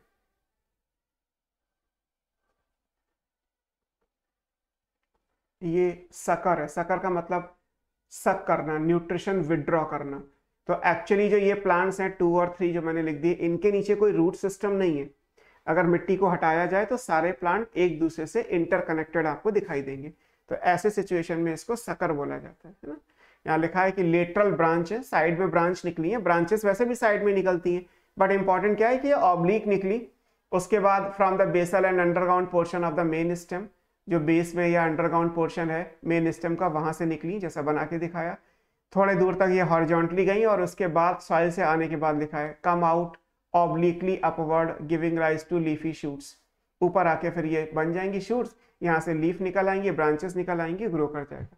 एग्जाम्पल में पाइनएप्पल हो गया, बनाना हो गया, क्राइजेंथेमम हो गया, है ना। बनाना में राइजोम भी होता है, बनाना में सकर भी होता है, दोनों जगह ऑप्शन आपने बनाना लिखा है। सर सकर का कोई पैरासिटिक एग्जाम्पल नहीं है, पैरासिटिक में सकर नहीं है। ये सकर वो नहीं है जो आप एनिमल में पढ़ते हैं कि टीनिया सोलिया में भी तो सकर होता है। सकर का मतलब, sucker is the part, sucker का मतलब है जो जहां से न्यूट्रिशन ले। यहाँ पे न्यूट्रिशन लेने का पर्पज ये है कि नीचे जो प्लांट है जो सकर से नया बन के लीफी शूट्स दे रहा है, उसका कोई अपना इंडिपेंडेंट रूट सिस्टम नहीं है। रूट सिस्टम किसके पास होगा, जो ये मेन प्लांट है, लाइक दिस। एक्चुअली जो रूट्स है वो इसी की है। जैसे आप बनाना को नेचर में देखोगे तो बनाना जब आप देखते हो तो बनाना के बहुत सारे प्लांट एक दूसरे के आसपास लगे होते हैं। तो हमें तो ये लगता है कि बनाना के 5 प्लांट हैं, पर अगर हम मिट्टी हटा के देखेंगे तो वो सारे प्लांट नीचे एक ही जगह से जुड़े हुए हैं। नीचे से ऑब्लिक तिरछे से निकले, साइड में लेटरल ब्रांच निकली, और जैसे वो सॉइल के ऊपर आई वो लगभग सीधे हो गए और फिर वो अलग अलग ग्रो करने लगे। बनाना में वैसे भी जिसको आप स्टेम समझते हो वो स्टेम नहीं होता, वो सीडो स्टेम कहलाता है, वो लीफ का बेस होता है, बाकी उसको स्टेम नहीं मानते। बनाना का स्टेम कहाँ पे है, जो ये सॉइल के नीचे है, अंडरग्राउंड स्टेम। तो बनाना में राइजोम भी है और बनाना में सकर भी प्रेजेंट है। पाइनएप्पल और क्राइजेंथेमम में सकर है, वो आपको याद रखना है। तो सकर एक अंडरग्राउंड स्टेम है जो एक लेटरल ब्रांच के तरीके से डेवलप करना शुरू किया, ऑब्लिक हुआ, तिरछा हुआ, और ऊपर जाके वो लीफी शूट्स दे देगा, अपवर्ड डायरेक्शन में ग्रो करने लगेगा। ऐसी सिचुएशन में उसको हम सकर बोलते हैं। तो सकर एग्जाम्पल याद रखिए, है ना। देन फोर्थ आएगा स्टोलन। स्टोलन में क्या होगा, यहां पे भी पॉसिबिलिटी कुछ ऐसी ही है कि ये सॉइल का लेवल हो गया, है ना, ठीक है। ये मेन स्टेम हो गया, मेन स्टेम है, नीचे एज यूजुअल रूट सिस्टम है। अब ये मेन स्टेम में क्या होगा कि दोनों ऑप्शन है, कई बार यहां से भी ये ऑब्लिक ब्रांच निकली जैसे सकर में आपने बनाया था। अब ये ऑब्लिक ब्रांच निकलने के बाद सीधे ऊपर ग्रो नहीं करेगी, ये क्या करेगी, ये ट्रेल करना शुरू कर देगी जैसे रनर ग्रो करता है, क्योंकि ये वीक ब्रांच है। तो फिर यहाँ से रूट्स और फिर यहाँ से लीफ, फिर यहाँ से रूट्स एंड लीफ, ये like this, it grows like this manner, है ना। तो ये लीफी शूट्स इस तरीके से बनती जाएंगी। या ऐसा भी हो सकता है, यहाँ पे दोनों पॉसिबिलिटी है कि ये यहाँ से जो ब्रांच निकली वो लोअर है, नीचे से निकली है ना, ये ब्रांचेस नीचे से निकली हैं, ये स्टेम में ब्रांचेस हैं। तो जो ब्रांच नीचे वाली है ये क्या होगा, ये झुक जाएगी, और झुकने के बाद जैसे ही नोड सॉइल के कांटेक्ट में आएगा ये ग्रो करना शुरू कर देंगी। यहाँ लीव्स बन गई, है ना, नोड है तो रूट्स बन जाएंगी और लीफ बन जाएंगी इस तरीके से। तो या तो लोअर ब्रांच होगी एरियल स्टेम की, ये नीचे की ब्रांच थी जो नीचे झुक गई, या नीचे से ही निकलेगी, अंडरग्राउंड स्टेम से निकलेगी। This is oblique branch, lateral है, ये साइड में है, जो बाहर आने के बाद ऐसे ग्रो करे, या फिर ये वाली ब्रांच है, ये लोअर ब्रांच है, किसी मेन स्टेम की लोअर ब्रांच है जो नीचे झुक गई है इस तरीके से और फिर डायरेक्शन में ग्रो करने लगी। दोनों ही केस में इसको स्टोलन कहा जाता है ना। यहाँ पे देखोगे तो लिखा है सिलेंडर, मतलब पतली सी है। एक लेटरल ब्रांच है जो अराइज होती है from the base of the main axis, ये मेन एक्सिस है, इसका नीचे का हिस्सा बेस कहलाएगा। आफ्टर ग्रोइंग एरियली, थोड़ी देर में एयर में ग्रो करने के बाद इट आर्क डाउनवर्ड, ये नीचे झुक जाएगी। जैसे शुरू में ये एयर में ग्रो कर रही है, बाद में ये नीचे झुक गई, हैवी हो गई तो ये नीचे झुक गई, और जैसे वो नीचे झुकी and touches the ground it give rise to new shoot, जैसे वो यहाँ पे झुकेगी, जैसे ही नोड सॉइल के कांटेक्ट में आएगा वहां से नई नई शूट्स डेवलप होना स्टार्ट हो जाएंगी, तो ये स्टोलन बन जाएगा। स्टोलन के एग्जाम्पल क्या है? फ्राइगेरिया, इसको वाइल्ड स्ट्रॉबेरी कहते हैं, मिंट, पेपरमिंट मतलब पुदीने का जो प्लांट होता है वो, और जैस्मिन, नाइट जैस्मिन हो सकती है या सिंपल जैस्मिन भी हो सकती है। तो इनमें स्टोलन प्रेजेंट है। तो ये 4 मॉडिफिकेशन हो गए सब एरियल स्टेम के, और यहाँ पे आएगा runner, offset, sucker, stolon. Runner का एग्जाम्पल, ये जो डेफिनेशन हमने लिखी है ये एनसीईआरटी से इसलिए ली है बिकॉज इसमें से 2 डेफिनेशन ऑलरेडी एआईपीएमटी में आ चुकी है सीधे सीधे। A cylinder lateral branch arise from the base of main axis which grow aerially for some time, arc downward to touch, when touches the ground give rise to leafy shoot, such type of structure is found in। तो उन्होंने stolen की पूरी line उठा के और आपसे पूछ लिया कि अब ये किस में होता है। तो हमें कई बार एनसीईआरटी की जो लिटरल लाइन होती है, जिस टेक्निक से वो लाइन लिखी गई है, हमें वो लाइन भी समझना जरूरी है। और ये पूरा पूछ लिया गया तो आंसर सीधे सीधे जो है वो जैस्मिन आ गया या स्टोलन हो गया, है ना। तो स्टोलन के एग्जाम्पल में फ्राइगेरिया, जैस्मिन एंड मिंट। सकर के एग्जाम्पल में पाइनएप्पल, क्राइजेंथिमम एंड बनाना। फिर उससे पहले हमने पढ़ा था ऑफसेट, उसके एग्जाम्पल में आइकॉर्निया पिस्टिया, और उससे भी पहले हमने पढ़ा रनर, उसके एग्जाम्पल में ग्रासेस, स्ट्रॉबेरी और ऑक्जेलिस। स्ट्रॉबेरी और वाइल्ड स्ट्रॉबेरी अलग अलग है। स्ट्रॉबेरी में रनर प्रेजेंट है और वाइल्ड स्ट्रॉबेरी जिसे फ्रैगेरिया कहते हैं, फ्रैगेरिया के अंदर स्टोलन प्रेजेंट है। तो दोनों चीजें अलग है, वाइल्ड स्ट्रॉबेरी अलग है और स्ट्रॉबेरी अलग है ना। स्ट्रॉबेरी में रनर है और वाइल्ड स्ट्रॉबेरी यहाँ पे लिखा है, वाइल्ड स्ट्रॉबेरी के अंदर जो है वो स्टोलन प्रेजेंट है। तो आपको ये याद रखना है, ठीक है। रनर, सकर, ऑफसेट, स्टोलन सब एरियल है। Rhizome, corm, tuber, bulb underground stem है। 4 अंडरग्राउंड है, 4 सब एरियल है, ठीक।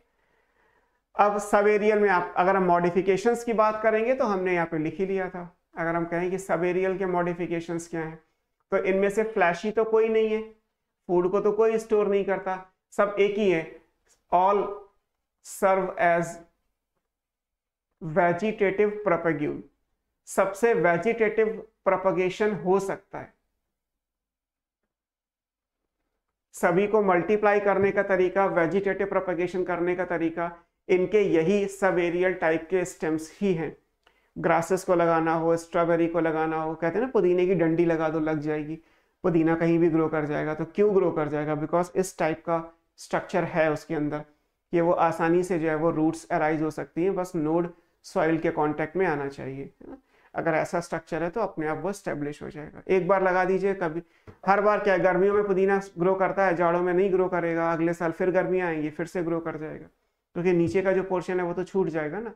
तो बस आपको एक बार किसी पॉट में लगाना है मिंट के प्लांट को, उसके बाद वो अपने आप ग्रो करता रहेगा। 1 साल, 10 साल, 15 साल कभी उसे निकालने की जरूरत ही नहीं है, बिकॉज नीचे का पोर्शन हमेशा रहेगा। जैसे ही फेवरेबल कंडीशन आएंगी, जैसे ही गर्मियाँ पड़ना शुरू होंगी, वो अपने आप नई शूट्स डेवलप कर देगा, फिर से एक फ्रेश ग्रीन मिंट बन के तैयार हो जाएगा। तो दीज आर द केसेस जहाँ पे हम सब एरियल स्टेम पढ़ते हैं। Now third one is aerial stem, है ना। नेक्स्ट पे चलते हैं। तो एरियल स्टेम हमें पढ़ना है। एरियल स्टेम के क्या क्या मॉडिफिकेशंस हैं और देखने। एरियल स्टेम के टाइप भी होते हैं, लेकिन वो टाइप एक्चुअली हमें पढ़ने नहीं है, है ना। जैसे मैंने आपको हमेशा बोला है कि हमें ये हमेशा ध्यान रखना है कि क्या हमें पढ़ना है और क्या हमें नहीं पढ़ना। तो एरियल स्टेम की अगर हम टाइप की बात करें, जैसे मुझसे किसी ने क्वेश्चन पूछा था, क्लम क्या होता है, CULM, कॉडेक्स क्या होता है ना। तो ये और भी हैं, these are the type of aerial stem. ये एरियल स्टेम के टाइप हैं।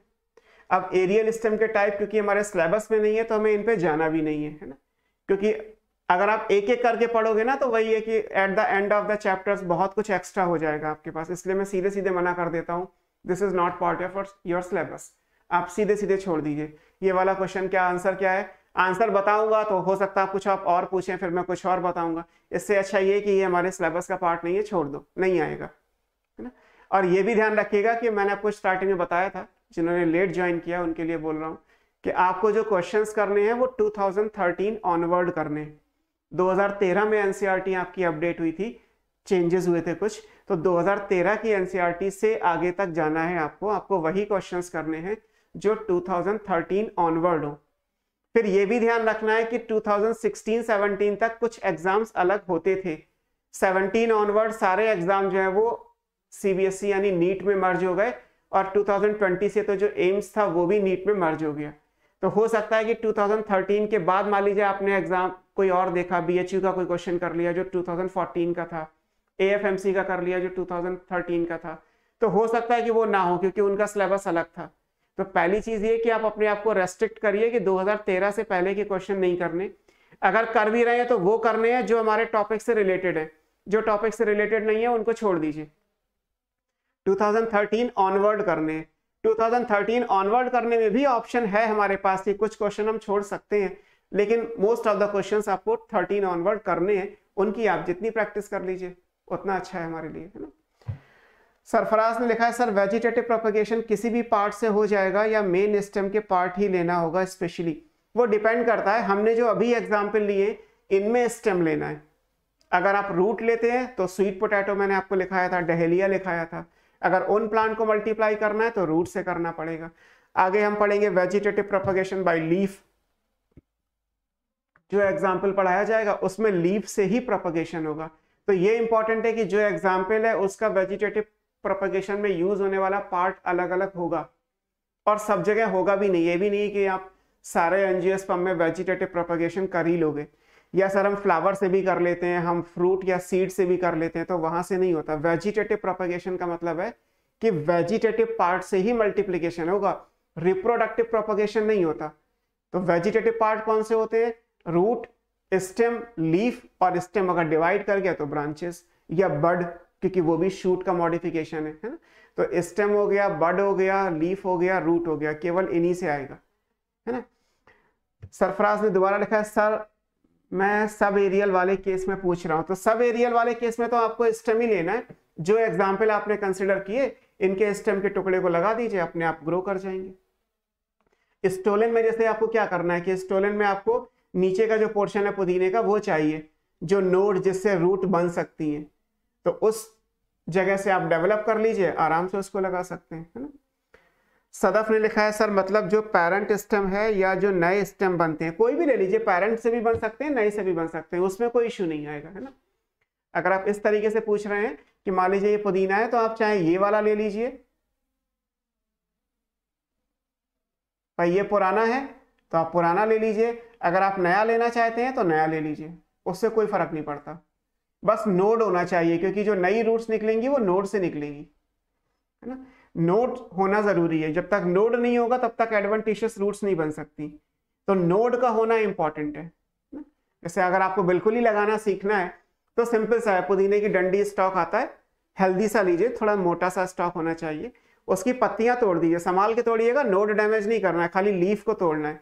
तो जैसे मान लीजिए ये पुदीना है, यहाँ से मान लीजिए ये सी पुदीने की लीफ है, तो इसको यहाँ से कट करना है, यहाँ से मत तोड़िएगा वरना ये डैमेज हो जाएगा। इस जगह से कुछ नहीं करना है, ये पत्तियां तोड़ दीजिए, ये तोड़ना है आपको। ये जब पत्तियां तोड़ देंगे तो केवल ये ऐसा बचेगा, ये ब्रांच, ये बस इसको पानी में डाल दीजिए कुछ दिनों तक, तो फिर आपको खुद ही दिखने लगेगा कि यहाँ से थोड़ी थोड़ी सी रूट्स बनना शुरू हो जाएंगी। बस उसके कुछ दिनों के बाद, 7-8 दिन के, अभी नहीं लगेगा, अभी पानी में रूट्स तो बन जाएंगी, लेकिन जब मिट्टी में डालोगे तो मर जाएगा, बिकॉज विंटर उसका ग्रोइंग सीजन नहीं है, समर में ही ये काम हो सकता है। तो इस तरीके से रूट्स इनिशिएट कर लीजिए, उसके बाद किसी भी पॉट में ट्रांसफर कर दीजिए, है ना। तो season is also important, because हर चीज़ के लिए एबायोटिक कंडीशंस जो सुटेबल रिक्वायरमेंट है वो चाहिए हमें। ओके सरफराज, हाँ सर सेम क्वेश्चन तो मैंने आपको क्लियर कर ही दिया दोनों लोगों को, सदफ एंड सरफराज, कि आप कोई भी ले लीजिए, चाहे पेरेंट स्टेम ले लीजिए या न्यू स्टेम ले लीजिए, कंडीशन ऐसे कि सीजन होना चाहिए उसका, और दूसरा आप बस नोड होना चाहिए, नोड होगा तो ही एडवांटेशियस रूट्स बनेंगी, नहीं तो नहीं बनेंगी। अब आते हैं सबेरियल मॉडिफिकेशंस पे। सबेरियल टाइप के स्टेम्स कौन से हैं? सबेरियल में टाइप नहीं पढ़ने हमें, जैसे मैं आपको डिस्कस ये कर रहा था कि क्लम है, कॉर्डक्स है या और भी चीजें हैं, तो सबेरियल के आपको टाइप नहीं पढ़ने, हम सीधे सीधे सबेरियल स्टेम एरियल स्टेम के मॉडिफिकेशंस पे जाते हैं। Third one is aerial stem, जो एयर में प्रेजेंट है, this one is aerial.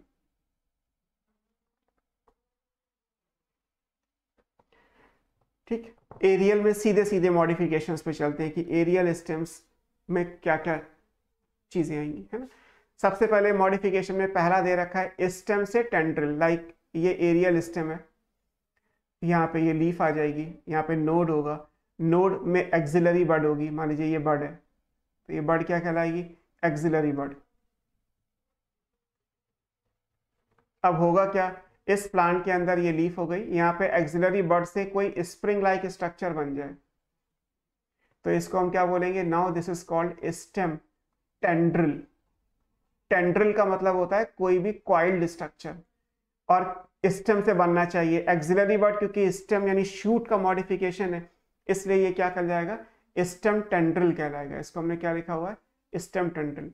Develop from axillary bud, slender है, पतली सी है, स्पाइरली कॉइल्ड होंगी, स्प्रिंग के जैसी, प्लांट को क्लाइंब करने में सपोर्ट करती हैं। एग्जाम्पल में कुकम्बर यानी कुकरबिट्स हो गए, पंपकिन उसी फैमिली का है, वाटरमेलन उसी फैमिली का है, और ग्रेप वाइन अंगूर में अगर आप ग्रेप का प्लांट देखोगे तो उसमें भी आपको स्प्रिंग लाइक स्ट्रक्चर्स नजर आएंगे।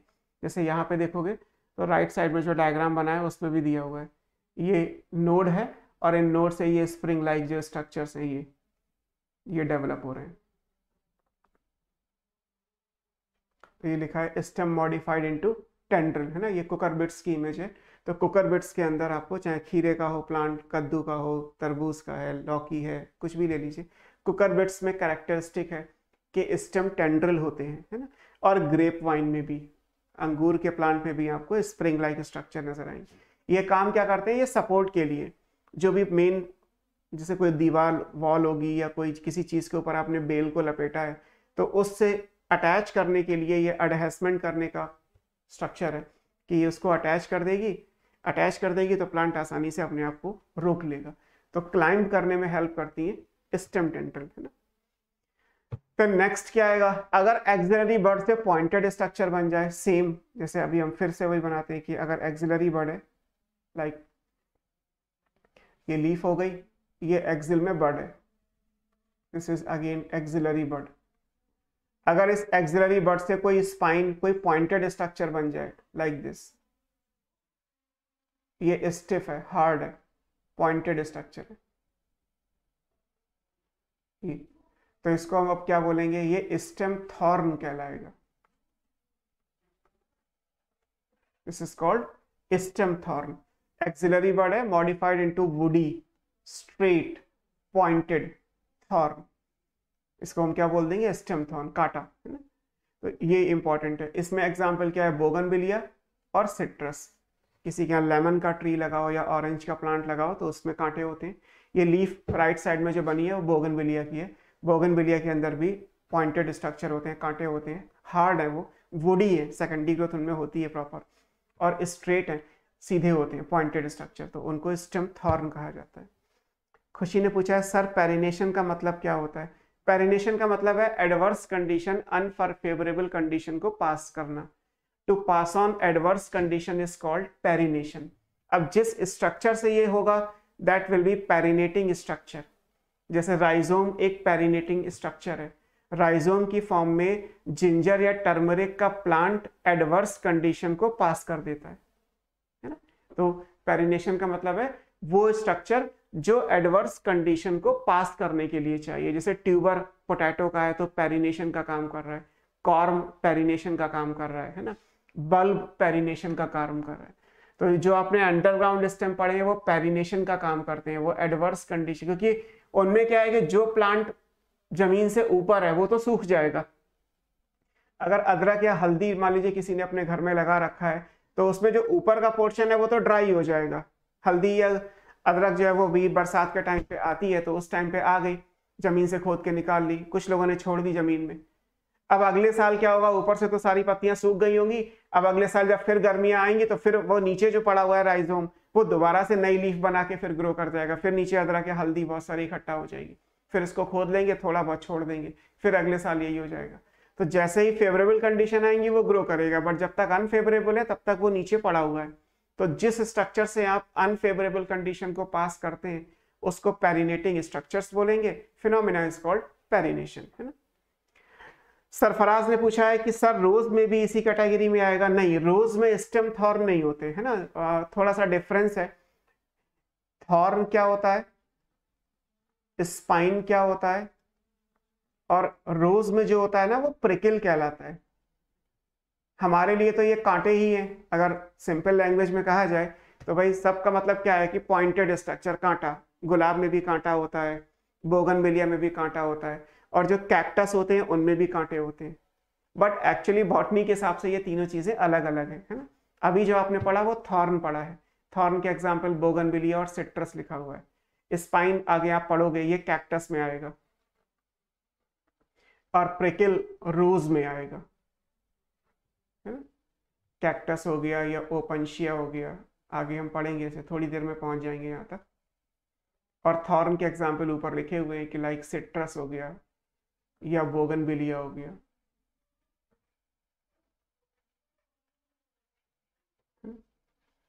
यहाँ फिगर में एनसीईआरटी ने स्पाइन लिखा है, दैट इज ए मिस्टेक। ये स्पाइन नहीं है, ये क्या है, थॉर्न है। लेकिन चलेगा, आपसे जब पूछा जाएगा तो आपको थॉर्न आंसर करना है कि स्टेम थॉर्न किस में प्रेजेंट है, बोगनविलिया के अंदर, है ना। ठीक है, स्पाइन लीफ के मॉडिफिकेशन होते हैं और स्टेम के मॉडिफिकेशन मतलब एक्सिलरी बड के मॉडिफिकेशन थॉर्न कहलाते हैं। और जो रोज में कांटा है वो बिल्कुल अलग है, जब हम एनाटॉमी पढ़ेंगे तब बताऊंगा कि प्रिकिल क्या होता है, बनता कैसे। तीनों का ओरिजिन अलग अलग है, तीनों ही पॉइंटेड स्ट्रक्चर हैं, तीनों ही प्लांट के डिफेंसिव स्ट्रक्चर हैं, तीनों ही अगेंस्ट हर्बीवोरी हैं, कि कोई भी हर्बीवोरस एनिमल आके इन्हें ग्रेज नहीं करता क्योंकि उनको डैमेज होने का चांस है because of these pointed structure. तो नेचर ने अगेंस्ट हर्बीवोरी इनको बनाया, इनको मॉर्फोलॉजिकल डिफेंस कंसिडर कर सकते हो। एग्जाम्पल्स भी लिखे हुए हैं, लेकिन तीनों का डिफरेंस अलग अलग है, तीनों अलग अलग तरीके से बनते हैं, इसलिए आपको वो याद रखना है। यहाँ लिखा है they protect plant from browsing animals, मतलब हर्बीवोर्स जो है वो। आपने बोगनविलिया का प्लांट तो देखा ही होगा सब लोगों ने, बोगनविलिया तो बहुत कॉमन प्लांट है। आप पूरे दिल्ली में या इवन और भी सिटीज़ में अगर हैं आप लोग, तो यहाँ दिल्ली में तो स्पेशली यही है कि जो बीच में रोड का डिवाइडर है उस पर सारे बोगनविलिया के प्लांट लगे हुए हैं। उसका रीज़न क्या है, एमसीडी ने क्यों बोगनविलिया लगाया, बिकॉज ऑफ दिस स्ट्रक्चर, क्योंकि कोई भी हर्बीवोरस एनिमल आके ग्रेज नहीं करेगा। लोग अपने घर भी उखाड़ के ले जाएंगे तो बोगनविलिया में वेजिटेटिव प्रोपगेशन हो जाता है। पहली बात तो टूटेगा नहीं, वुडी होता है, आप काट के ले जाओगे तो भी बहुत मेहनत करनी पड़ेगी, कांटे और लगे हुए हैं। और फिर अगर ले भी जाओगे तो कोई बात नहीं, जीरो फिटिक प्लांट है, दोबारा ग्रो कर जाएगा, मेंटेनेंस ऑलमोस्ट जीरो। 6 महीने में एक बार भी पानी दे दिया गया, वो भी गर्मियों में, तो ठीक है, वरना कोई, और देखने में भी सुंदर है और अपने आप मैनेज भी कर लेगा। तो बोगनविलिया को एमसीडी ने इसीलिए चूज किया कि लोग अपने घर ना उखाड़ के ले जाएं या कोई भी कैटल ग्रेज ना करके चला जाए। तो बिकॉज ऑफ दैट, है ना, हर चीज़ का एक रीज़न होता है। तो रीज़न यहाँ पे है कि क्योंकि उसके अंदर स्पाइन प्रेजेंट है, मीन्स थॉर्न प्रेजेंट है, इसलिए बोगनविलिया को हम इस काम के लिए यूज कर रहे हैं, है ना। बोगनविलिया एक जीरो फिटिक प्लांट भी है। नेक्स्ट मॉडिफिकेशन क्या है, क्लैडोड और फिल्लोक्लैड। फिल्लोक्लैड को क्लैडोफिल भी कहा जाता है, और फिर एक आएगा क्लैडोड, है ना। अब दोनों में डिफरेंस क्या है, दोनों को हम देख सकते हैं। देखो, आप ओपनशिया या कैक्टस बनाते हैं लाइक दिस, ये कैक्टस का प्लांट है ना? इस तरीके से तो कैक्टस होते हैं। ये जो भी स्ट्रक्चर बने हुए हैं फ्लैट होते हैं ये, है ना। It may be cylindrical also, पतले से भी हो सकते हैं। ऐसे ही यहाँ भी है कि ये इस तरीके से भी होगा, इस पे लाइंस होती हैं, या ये ऐसा भी होगा। अब चीज़ें फर्क क्या पड़ रही है इसमें, यहाँ पे ये स्पाइंस हैं पूरे कैक्टस के ऊपर, आपको कांटे नजर आएंगे।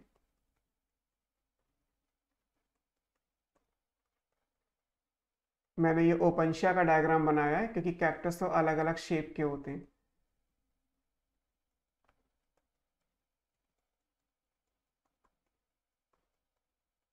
लाइक दिस,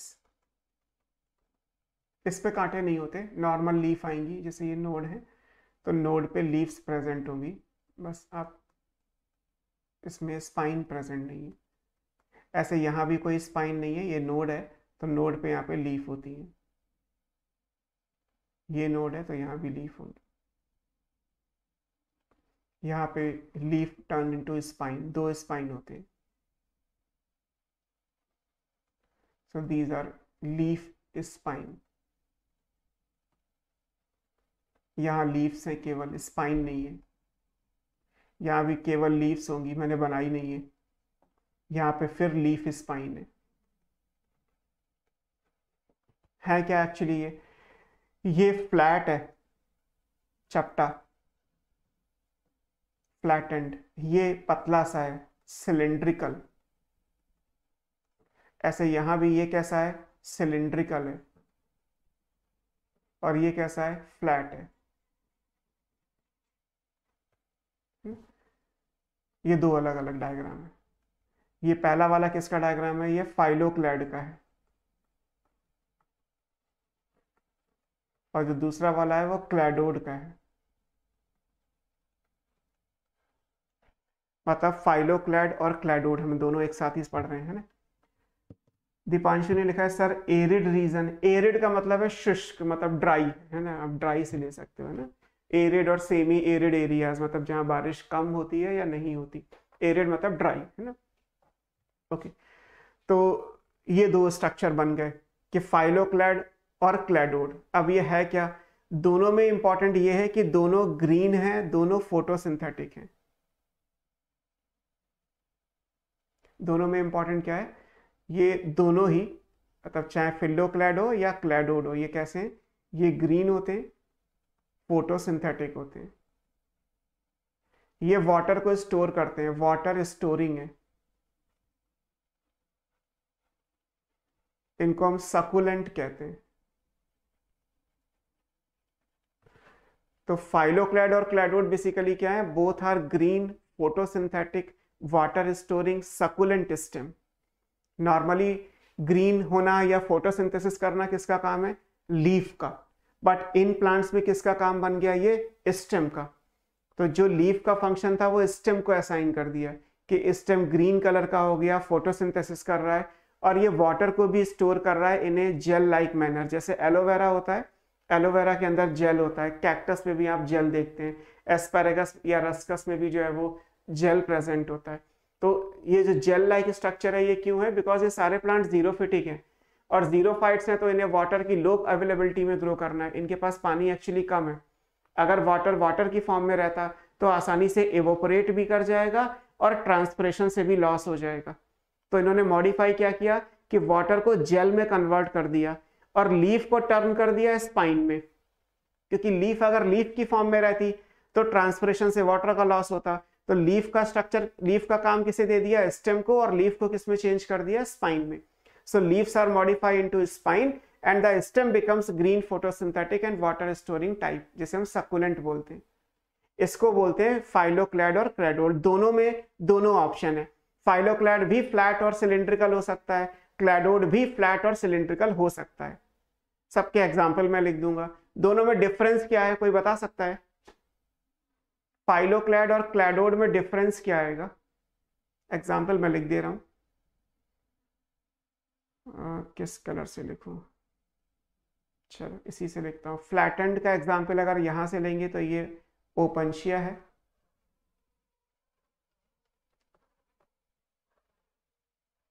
या कैक्टस हो सकते हैं। यहाँ पे सिलिंड्रिकल का एग्जाम्पल एनसीईआरटी में यूफोरबिया दिया है।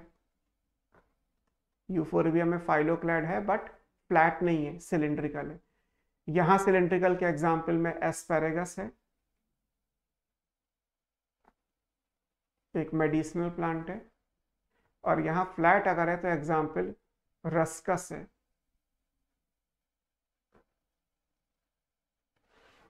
तो 4 एग्जाम्पल भी मैंने दे दिए आपको। क्वेश्चन मेरा ये है कि फाइलोक्लैड और क्लैडोड में डिफरेंस क्या है, बताइए। What is the difference between phylloclade and cladode?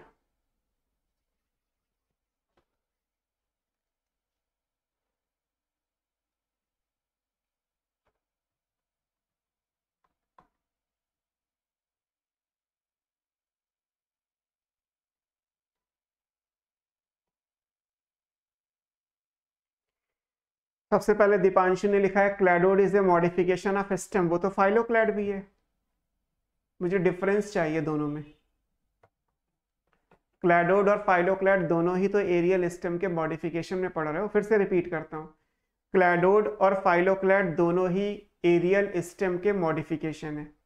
दोनों ही green photosynthetic water storing succulent हैं। दोनों में ही दोनों ऑप्शन है, they may be flat, they may be cylindrical. सबके एग्जाम्पल भी लिख दिए मैंने। आपको डिफरेंस बताना है कि फाइलोक्लैड और क्लैडोड में डिफरेंस क्या है। फाइलोक्लैड अनलिमिटेड ग्रोथ का है, ऐसा नहीं है। क्लैडोड भी ग्रो करता रहेगा। शूट तो दोनों जगह प्रेजेंट होंगी ना, मैंने कहीं शूट से तो कुछ लिखा नहीं है। दिशांक ने अब लिखा हुआ है कि stem and branches are modified for photosynthesis, और दूसरा है branches are modified to carry out photosynthesis. ये डिफरेंस तो फोटोसिंथेसिस तो दोनों ही हो गए ना, मैंने यही तो बोला आपको, दोनों ही फोटोसिंथेसिस कर सकते हैं। क्लैडोड में भी स्टेम फोटोसिंथेसिस कर सकता है, लीफ तो फोटोसिंथेसिस करती ही है, बट क्लैडोड में भी लीफ फोटोसिंथेसिस कर रही है और स्टेम भी कर रहा है। और ऐसे अगर आप फाइलोक्लैड में यूफोरबिया लोगे तो यहाँ भी ग्रीन फोटोसिंथेटिक लीफ भी है और स्टेम भी है। अगर क्लैडोड में आपने रस्कस एग्जाम्पल लिया तो leaf turn into spine, stem is only photosynthetic. तो फाइलोक्लैड में भी तो यही चीज है कि leaf turn into spine in opuntia and cactus and stem becomes green photosynthetic. Zobia ने लिखा है क्लैडोड में इंटरनोड है। बेटा अगर नोड होगा तो इंटरनोड भी होगा, ये तो लिखूं या ना लिखूं। अगर आप नोड बना रहे हैं तो डेफिनेटली दो नोड के बीच का एरिया क्या कहलाएगा? इंटरनोड कहलाएगा, है ना। तो इंटरनोड तो दोनों जगह आएगा, क्लैडोड में भी आएगा, फाइलोक्लैड में भी आएगा। परही ने लिखा है स्टेम फ्लैट होती है फाइलोक्लैड में और क्लैडोड में फ्लैशी या सिलेंड्रिकल है। वो दोनों जगह दोनों ऑप्शन है। आपने फाइलोक्लैड में भी फ्लैट और सिलेंड्रिकल लिखा है, क्लैडोड में भी राइट साइड में सिलेंड्रिकल और फ्लैट लिखा हुआ है ना। फिर लिखा है दिशांक ने कि इट हैज अनलिमिटेड और इनडेफिनेट ग्रोथ और लिमिटेड या डेफिनेट ग्रोथ। अंशिका ने लिखा है cladode is a stem modify for photosynthesis and phylloclade is a branch modify into leaf like structure for photosynthesis. ये भी दोनों चीजें सेम है। Presence of spine on different surface, ये भी सेम है। सुब्रू, है ना। अब मैं बताता हूं, आप लोगों ने जितना आंसर देना था दे दिया, है ना। जब बेसिक डिफरेंस क्या है फाइलोक्लैड और क्लैडोड में, वो आपको यहां से नजर आएगा। फाइलोक्लैड में ये ग्रीन फोटोसिंथेटिक है, ये जो आपने येलो कलर से मैंने अभी ड्रॉ किया है लाइक दिस, जहां पे पेन चल रहा है आप देख सकते हैं। ये जो फ्लैट है वो ग्रीन कलर का स्ट्रक्चर है। इस पे नंबर ऑफ स्पाइन कितने होंगे ये नहीं पता, क्योंकि स्पाइन लीफ से बने हैं और लीफ हमेशा नोड से अराइज होती है। तो फाइलोक्लैड के अंदर नंबर ऑफ नोड और इंटरनोड कितने होंगे we can't say.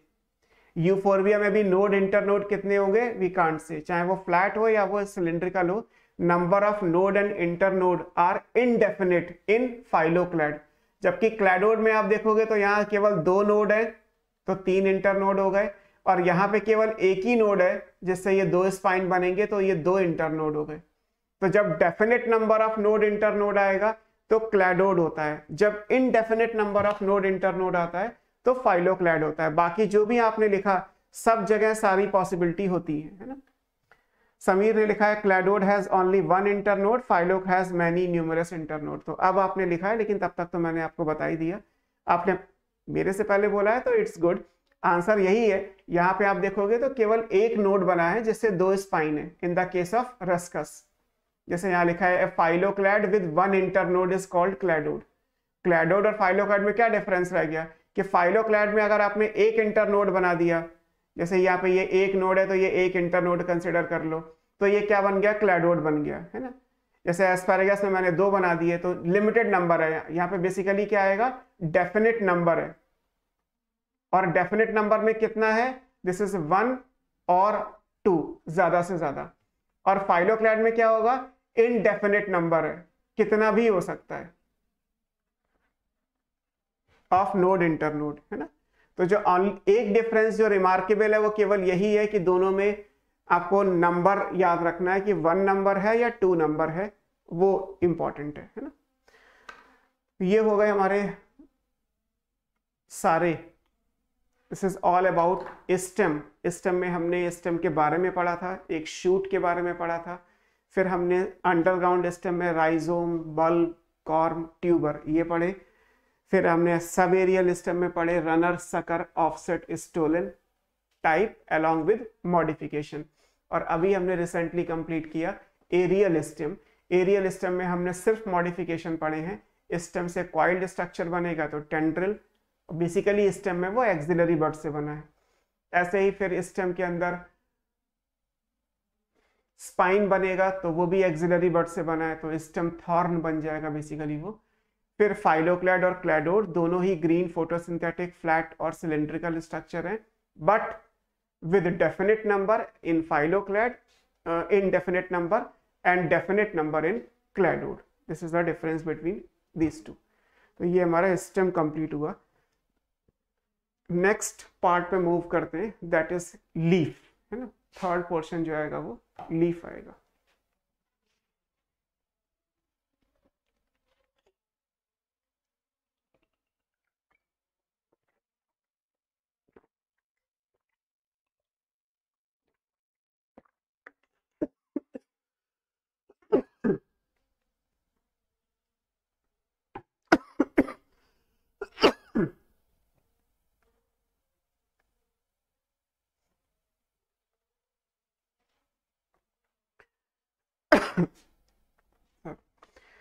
So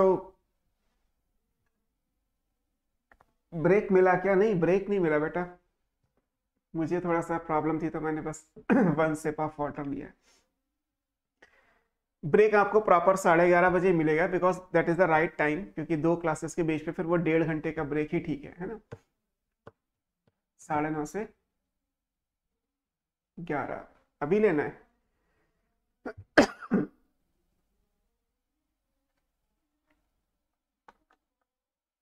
okay सब लोग कह रहे हैं तो फिर अभी देख लेते हैं।